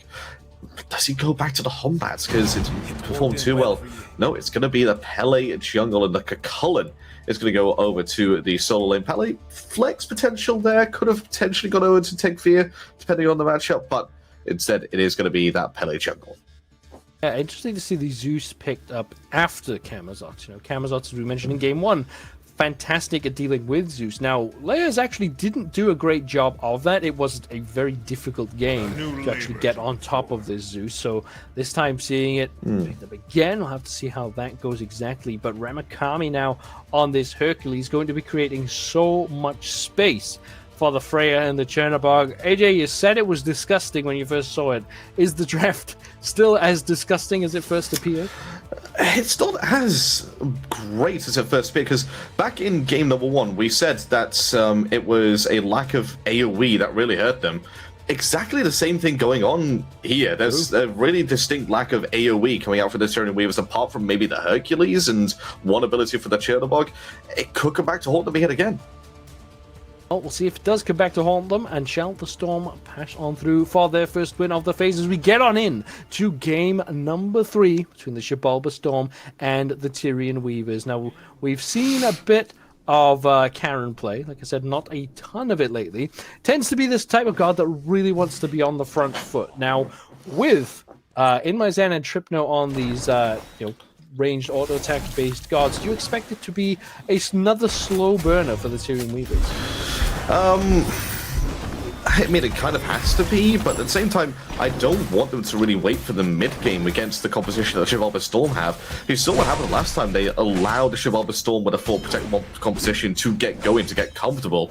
They need to put pressure onto the Zeus as early as possible. Promise thought he could try and get a cheeky steal in there, given how quick the clear was for himself and InMyZen. Just zoning away thanks to those extended range auto attacks afforded to him by being Charon. Not often you see the range auto attacks on the Guardian, but Charon, very fortunate to be receiving of those. Yeah, it's good fun as well to just slap some water in the face of your opponents. It's really tough to punish a Charon for doing it, actually. So, yeah, I'm sure Promise going to be having some good fun with that, but a very low heal-centric style of Guardian for both sides. Hapn actually lifted to the sky by virtue of the banish, and Shippigami shall teleport back to safety. But Promise and InMyZen going to be putting out a ton of early pressure, and this just gives a lot of space to this Freya, who we've said in the past puts on a timer for the other team. Yeah, and I like what you sort of mentioned about the fact that these are two very less peely gods. Like, it's not the same sort of peel as you would get. Yeah, it's not the same sort of peel that you expect from like maybe a Geb or an Athena. I mean, the Charon fits that pretty much perfectly in terms of being this very aggressive support. Oh, sorry about that. You don't peel as a Charon. You ask them to stand their ground and fight by providing them shields and rewarding them for doing so. Yeah, because the Damnation coming out, the Charon's second ability. If, like you said, you can get a situation where there is a key target, your backliners just stand and fight, as a Chernobog and Freya is likely to do, and find yourself getting very rewarded. Now, Promise tried very hard there to stand in the way of that crystal, but the Bifrost is will get Shippigami to safety, but Tegveer now putting Remakami in some danger. Ratmilk with the blink of damage comes through, and Ratmilk picks up first blood on this Pele. The jungler both sides here always having a huge impact, and Ratmilk off to another fast start. Yeah, and that's what you want to see. You want to try and get your solo lane a little bit ahead so you don't have to worry about visiting their lane yet again, but it's also potential for a blue buff invade. I mean, it might be a little bit more difficult now that Remakami is up in terms of items, a tier 2 versus a tier 1, and Tegveer's been left all by himself. He's been a little abandoned by Ratmilk. Tegveer and Remakami just shoving each other across the map. Ratmilk now putting pressure on the layers, but Trypno on a great rotation. Some damage coming out from Globe. Layers is low. If they can find the attention, there's a driving strike into a wall. Ratmilk trouble. Ratmilk goes down. 2 kills this time for the Tyrian Weavers and the blue buff, and they turn it all around very, very quickly. Wait, is that some tech that Trypno's just pulled off, which I didn't know about? He dashed into the center of the fire giant pit and entered a wall. And there's a small. I don't know what to call it, like an object in the center. You actually can't walk through the center of the fire giant pit unless the fire giant has been killed. So apparently, Trypno is using that to their advantage as a small wall there. That's a fantastic little tech that, I mean, I'm sure a few people weren't aware of. And I mean, it caught Ratmilk off guard, and it's negative. It caught me off guard. An extra kill. I mean, yeah, we get to watch a lot of Smite, and yet sometimes they got those little sparky bits of lava there popping up in the center. How is that a wall? I mean, look, it's not my fault you can't see the wall. You know, AJ, do you have wall hacks on? Are you looking through walls? Is that how you cannot see? There's clearly a wall. No, this is like one of those, early 2000s open sandbox games where there's just a road that extends into the horizon and you just can't move past this invisible wall there. That's the tech that they've got right there. There's the invisible wall that leads to nowhere in the middle of the fire giant pit. Well, to me, it's yellow and gold, AJ. I don't know why you can't see it. But anyway, moving on. The Tyrian Weavers come out ever so slightly ahead, of course, with that first kill. Ratmilk and Liz brawling it out over a brawl in a 1v1 situation. It's going to come out in favor of the Camazotz. It does not quite connect, though, with all the damage. And Ratmilk has to scurry on away, but can't even farm safely in their own jungle so far. Can the Pele? This Camazotz is just too strong at this stage. Yeah, Camazotz is still looking to poke out a little bit. What? Ooh. Solo kill? Yeah, solo kill on the right-hand side for Tegveer onto Remakami. Not sure exactly how that one went down, but Shipigami rolling it out with promise here, because InMyZen taking away that shield camp, scrapping all across the map. Still not quite in anyone's favor. I thought somehow that Shippigami had stolen that, but InMyZen did secure it. And Ratmilk was lurking. Might have to get away. Doesn't want to take too much damage here. Again, Layers scrapping with Ratmilk in the jungle. It's all action so far. Both these teams really want to push forward. Yeah, well, back onto that solo kill. That's very surprising. If there's going to be a solo kill in that solo lane matchup, you'd expect it to go to the Hercules more than anything. But Trypno gonna get his dash caught there. Perfect use of the own there by Hapn, but unfortunately no follow globe, nowhere to be seen. Yeah, no real action there. It was sort of a warning sign for Trypno that if Hapn is nearby, Chernobog might be in some danger. But we're all still settled. You know, 5 or 6 minutes in, 2 kills to 2 with a slight 500 gold lead for the Tyrian Weavers. But again, we're seeing Globe on the Zeus go for that Vampiric Shroud into the Pythagorean's piece. Will this style of build, as we saw previously, very tanky style of Zeus, will that work as well this time? Of course, it is just the Camazotz this time to deal with, and not quite as much dive coming out from Remakami. Yeah, I'm not sure it's going to work out as well as it did in game number 1. I mean, it worked out perfectly in game number 1. I don't think there was a single time where it wasn't the optimal build for him to go into that. Tegveer doing a fair bit of damage to Remakami. I think you're seeing why that solo kill happened. Just the constant poke down coming out from Tegveer onto Remakami, just a little bit too much to overwhelm him. But fight's happening, and Hapn's gone in aggressively. Hapn's gone way far in, adds as Trypno, and to the sky goes InMyZen. Finding off the last little bits of damage. Layers is here just to put even more pressure onto Ratmilk, but there's another quick pick coming through for the Tyrian Weavers, putting more pressure onto this left-hand side of the map. And yeah, nice takedown there for Tyrian Weavers. They recognized that Hapn had overstepped the mark and duly punished them for it. Yeah, there we go. Solo lane going well for Xibalba Storm, but everywhere else on the map seems to be at a disadvantage. Great catch. Dear. Great catch by Tegveer. It's a fantastic stop of the back. Globe had just enough damage, but even had the detonator, I think, in reserve. So fantastic rotation, long rotation for Globe to make, but got their just rewards for it. Yeah, like I was just saying, solo lane's going well for them, going even better now that they got yet another kill onto the Hercules. That's third death for Remakami so far this game. Not a happy start, but you sort of have to expect that as a Hercules. If there's a chance to kill you early game, they are going to take it to try and shut you down, because a mid-game Hercules that's ahead, it is impossible to deal with. Flank coming through now from Promise behind Shippigami, who has just used Bifrost Crystal to teleport. Now, what exactly is happening there? So you see an engagement come through, nice knock up front. Shippigami. Promise just does Promise things, I think, but Trypno in the mid lane got caught, looks like in the Dharmic pillars, and shall fall down. Action all over the map. It's quite tough to follow, in fact, but somehow we're still even across the board. Another little scrap over the shield buff, and looks like Ratmilk's on the way. Oh my god, Shippigami taking a huge amount of engage there. That's just going to expend the ultimate, setting him to Nibelheim, and InMyZen is going to fall down to second land. Zero chance for the Freya with no beats. Yeah, absolutely nothing that InMyZen could do about it. Still a minute on those purification beads, so just a sitting duck. Clear target for the Storm to take. Finally, a 2-kill lead, so do win the volleyball set.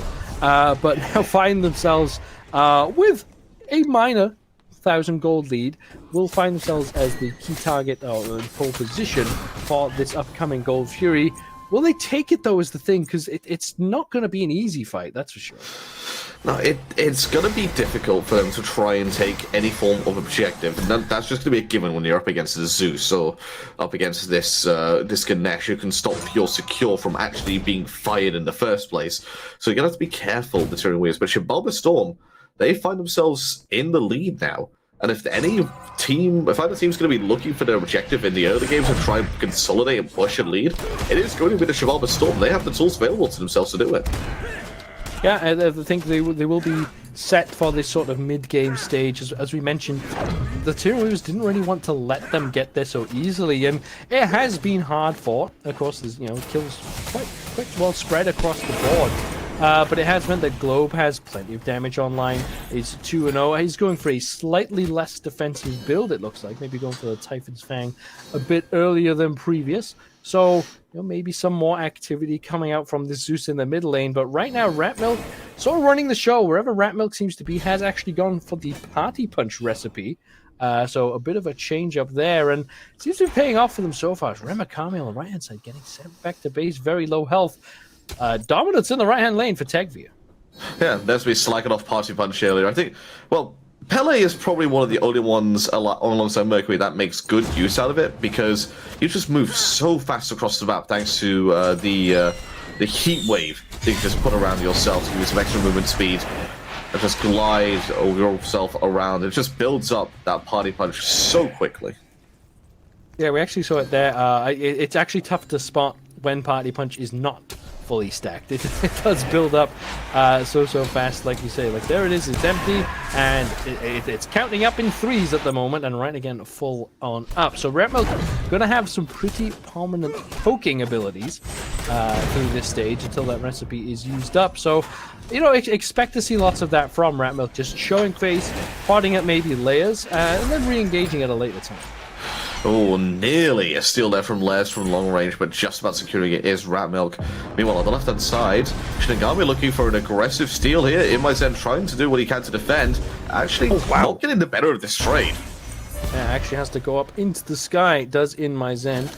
Manages to land safely eventually, as Hapn just dragging this buff so far away. This is just annoying, and Promises somewhat allowing this to happen, because if Promise is nearby, that buff camp is going to be considered active, and that will be Shippigami stealing that away with the Gjallarhorn. And another quick take for the Xibalba Storm, which seem to be getting the slight edges here across the map. I just like the whole idea and picture in my mind that Promise is rowing furiously to try and take something back that's been floating down the river before it gets over a waterfall or something, as Hapn just steals away the buff camp from its rightful place. But another invade that goes the way of the Xibalba Storm to try and consolidate that pressure over on this left-hand side. They have the pressure on the right as well, so it's just mid lane where they're lacking it a fair bit. And the mid lane is all important for the early game, as it's where the beacon is, it's where a lot of your early game farm is going to be given to you, especially if you want to try and get that lead. Which is why you see the Xibalba Storm not quite as far ahead as they seem to be. Xibalba Storm this time looking to get ahead on these beacons, and now really establishing themselves a solid early lead. Almost 2k gold at 13 minutes. It's not fantastic, as we mentioned in game 1, but as we've seen so far this set, AJ, the team that starts off better tends to win on out. So it's far from over for the Tyrian Weavers, but the trend is not looking in their favor. No, yeah, you're right. The trend is certainly going against them, but if the Tyrian Weavers squad is good at doing one thing, it is bucking those trends. It is coming up with ideas to change the impossible from time to time, to get to wax lyrical and get philosophical for a little bit about a video game of Smite in the SEC. But the Tyrian Weavers, they're here. They got that victory in week 1, want to have it a clean 2-0. In their score, not on this set. They can't get a 2-0. Xibalba Storm have already taken a game off them, that game number 1, as we have mentioned already. Looking for a steal in the shield buff, not going to find it. Hapn going to just walk away. That marches away, sadly, but hops away and cheers themselves up a little bit. They do love to hop whenever they make these attempted invades. But I think Hapn just being in all of these positions, always threatening a buff, just makes it so the Tyrian Weavers have to be so much more careful and considered when going for your easy farm. It's not just a simple case of, walking up and taking the buff that you want. It is also... Oh my god! Shippigami getting blasted by InMyZen. Blast right on back, goes up into the Valkyrie's discretion, does InMyZen. Flying across is Trypno, looking at Ratmilk, but the disengage seems to be the call for the Xibalba Storm. Meeting halfway, it's actually Tegveer on a long rotation from the solo lane. Looks like the Xibalba Storm really want to be the ones to pull this Gold Fury now. Over to the map as well has come Remakami, teleporting all the way in. Looks like that will be that for now. Engaged on by the layers, a huge amount of damage comes through, but not quite enough. Globe will be able to march back under tower. This Gold Fury's at some threat, but neither side able to take a convincing victory just yet. No, with Globe having to back off a fair bit, that's going to be the A-OK for the Tyrian Weavers to just disengage. No threat on the Gold Fury from Xibalba Storm for now, but mid-tier 1 could be where we see an engagement. Hold the phone, I spoke too soon. It's very sneaky. Gold Fury attempted by Xibalba Storm. The tower goes down in mid, but the Gold Fury going down quickly, as equally Xibalba Storm, they take a free objective. And no wave coming through from Promise until right now. But it's actually put Hapn in a ton of danger. There's the Diamond Killers get dropped down. Hapn on the retreat, but Leia's leaping in, swooping through, gets that first kill. But Remakami blows up by Globe. Now Promise getting smacked by Ratmilk on the backside. Leia's has to leap away to safety. Trypno now brawling it out with this Pele, but Ratmilk wants to keep going. Happy to re-engage, goes for the knock from the night speed from Trypno. Nice Aegis as well. Promise with a double root, but Shippigami dashing in as well. Tegveer is the one who will sweep up that kill. Promise will find themselves in some danger too. Tegveer with a double kill, and it is a massive swing for the Xibalba Storm. They lose the tier 1 tower, but they get just about everything else. And they lose one sad little elephant. Hapn did have to go into a great screen, but he doesn't care. That fight's engage was massive for him. He got engaged upon and he died, but he was able to drop down the Darling Pillars, separate the fight quite well. Remakami took a lot of damage, and he threw his rock at the worst possible time. He starts to dig up the ground, and all of a sudden, there's a lightning storm in this area. He just takes the full brunt of that damage and the full brunt of the detonate, gets killed off quite easily straight away, and then all of a sudden the teamfight just unravels for the Tyrian Weavers as the web just crumbles away. Now we have again seen the Divine Ruin come out for Globe, so Remakami really going to struggle with that. If Remakami is not careful, Globe will just kill them down, get them low health, and prevent a lot of that healing coming through. So it's got to be a careful, considered engagement for this Hercules, and that's not really how you want to play Hercules. You don't really want to have regard for your own life. It tends to be just going as deep as you can, and most of the time walking out safely. But mitigate wounds will not be mitigating quite as many wounds, especially when it comes from Zeus and Hapn. Again, as I mentioned earlier, on the left-hand side of the map, causing so much pressure on all of these camps. Everything has to be considered. Dharmic Pillars was again fantastic, despite being the one engaged upon. Right now, the Xibalba Storm in the ascendancy, and as mentioned earlier, we've seen how that goes this set. Yeah, so far Xibalba Storm being A-OK. Shippigami again taking a lot of damage, forced to use the Aegis and that teleport. That's a long cooldown teleport. The fact he's traveled quite a fair distance. I wonder if our lovely spectator can just let us know exactly how long that's going to be on cooldown for Shippigami, as he's forced to just teleport away at some distance through the Bifrost. But Trypno gets engaged upon, promises us to run away, but it's going to be turning it around. No. Shippigami, he's all the way back here again. Shippigami had to dash forward, actually. It was seemed to be the safest option. Somehow manages to take down Trypno in the process, as Heimdallr is swinging hard, but does lose their life in the process. Now this right side is where the focus for the Xibalba Storm is. The Pyromancer is the target. It looks like Layers and InMyZen focused on the left-hand side of the map, so that's another objective going the way of the Storm. They're dropping towers, but getting objectives, it still leaves a lot of gold on map that they can pick up later. Yeah, tier 1 tower on left, tier 1 tower in mid. It seems to be the theme of the Tyrian Weavers this game is to go for the lane pressure objectives. Horrible strategy in the early game.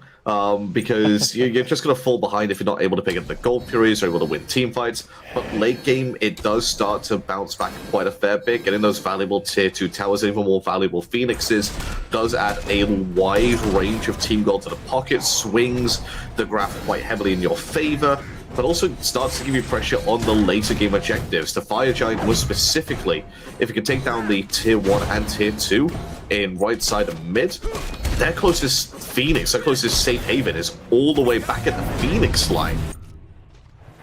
Tegveer really going deep onto Remakami. They're just poking and prodding because Xibalba Storm are going to leave Giant. They're surely just drawing the Tyrian Weavers in, but they've dropped the Frenzy, they've dropped the Lightning Storm. They are trying to commit to this. This is a bad idea. Goes up into the sky as the Summon Sticks coming through, swooping through his layers. Xibalba Storm do manage to get the all-important objective, but the fight afterwards looks good for them as well, because the Tyrian Weavers are retreating.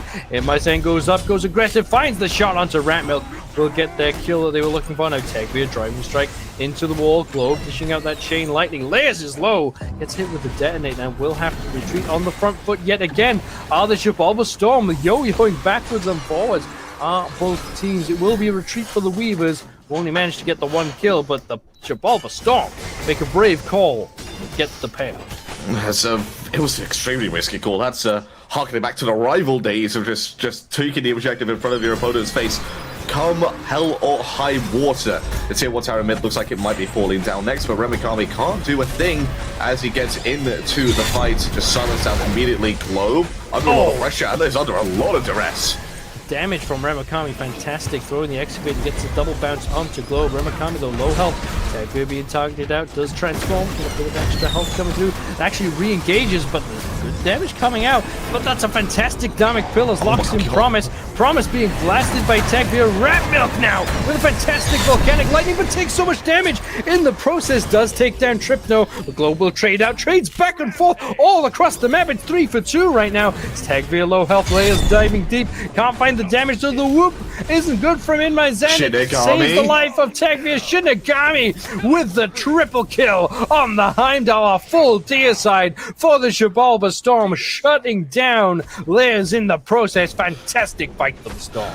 Shippigami coming up big in that team fight in mid, gets himself a triple kill, but all of that was just beautiful play for the rest of the Xibalba Storm, helping to peel and play for each other. It was a team triple kill. The Sticks River, oh my god, he find that perfectly.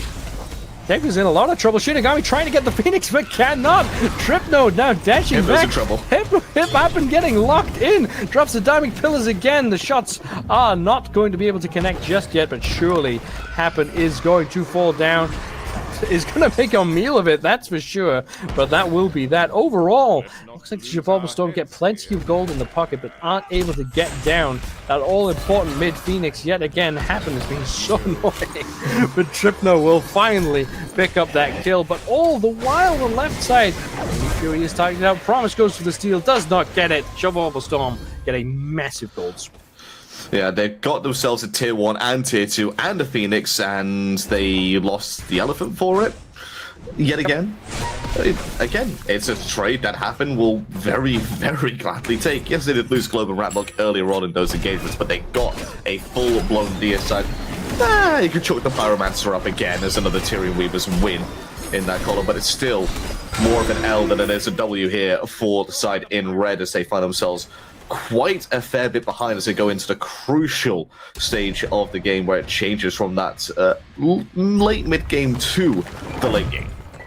Yeah, I think Xibalba Storm taking that Fire Giant, it was an extremely brave call, as we mentioned previously. Oh, yeah.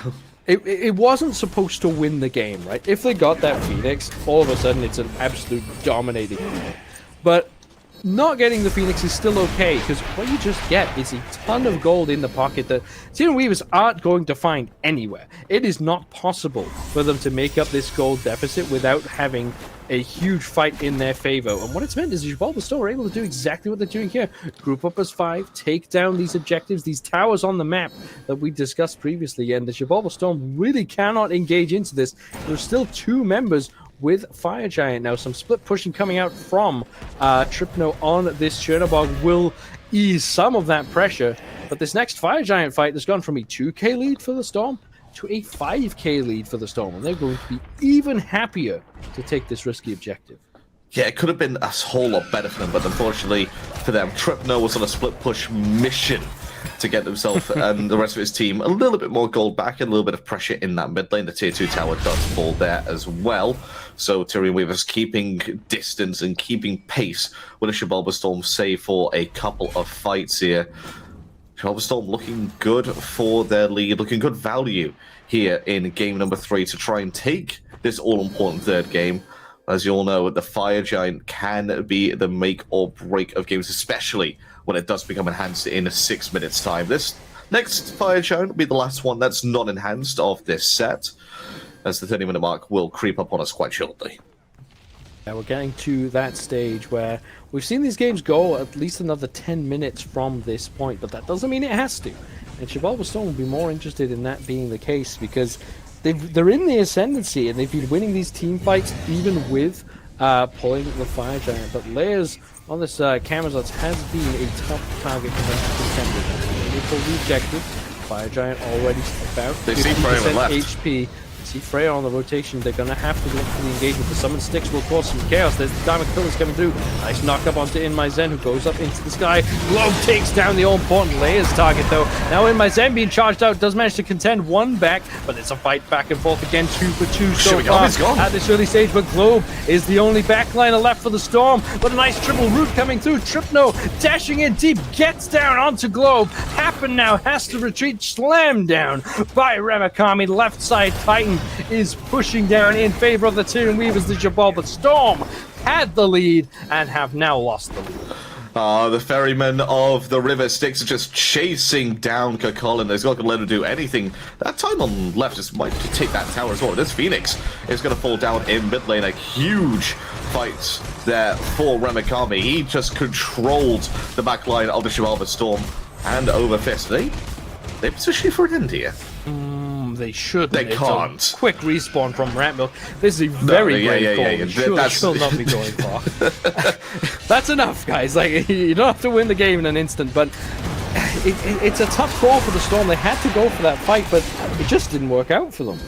No, I think as well, Tyrian Weavers missed a trick there. They could have got a second Phoenix rather than poking their head round into the base. To push up with that Titan, allow it to do some damage. You still have your mid lane Trypno up. You can still do damage to that Phoenix. They could have potentially gotten 2 there, may have lost a soul for it, but maybe the safer play is to have everybody up in defense of this Fire Giant. Yeah, because Xibalba Storm still with a ever so slight gold lead, still might feel they are the ones who want to push this on, because of course that is a double auto attack based backline for the Tyrian Weavers. If the game gets any later, it's going to be hitting too hard. Tegveer already blinking in, triple knockup comes through, nice damage kills as well, but Tegveer is committed to this fight, has to shoulder charge away, but that will be Layers finding that kill, and now charging forward are the Tyrian Weavers. The backline for the Xibalba Storm is an absolute disarray. Hapn having to retreat. Layers on the backside takes him down. Ratmilk can't get anything in response. Globe now fights back Layers, but it is 2-4-1. Still going a 3 down for the Xibalba Storm. This could be game. Forward with only 4 alive are the Tyrian Weavers, but this first Phoenix is down. Looks like they're going to commit to it. Yeah, they're going to go into the base. They're going to try and end the game here. Respawn times 27 seconds on Hapn, 23 on Tegveer. Those are the two that they need to wait for. Some frontline support is what they need here. But Globe putting down low. Globe is going to get pulled back here. Globe is gone. Globe is gone just like that. There is just Shinigami swinging, but there's the excavate. That will be that. The Tyrian Weavers had to work for it, but they flipped the script. They turn their deficit into a lead and then turn it into a Game 3 victory. The Tyrian Weavers win this set 2-1. Yeah, and you want to know just how even that set was. Game number 1 and game number 2, nothing to separate the teams. Game number 3, 18 kills to 18. You couldn't write this. This is a perfect script running from Hindu Man, just dropping down into the SEC for one little set.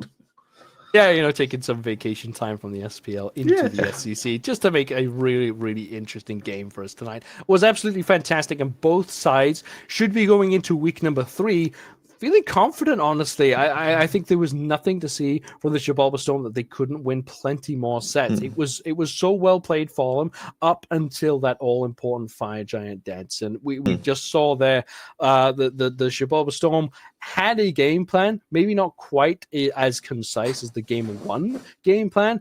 It just fell apart so quickly for them. Maybe Tegveer overstepping the mark. Didn't look like a bad engagement, but it all went from bad to worse from there.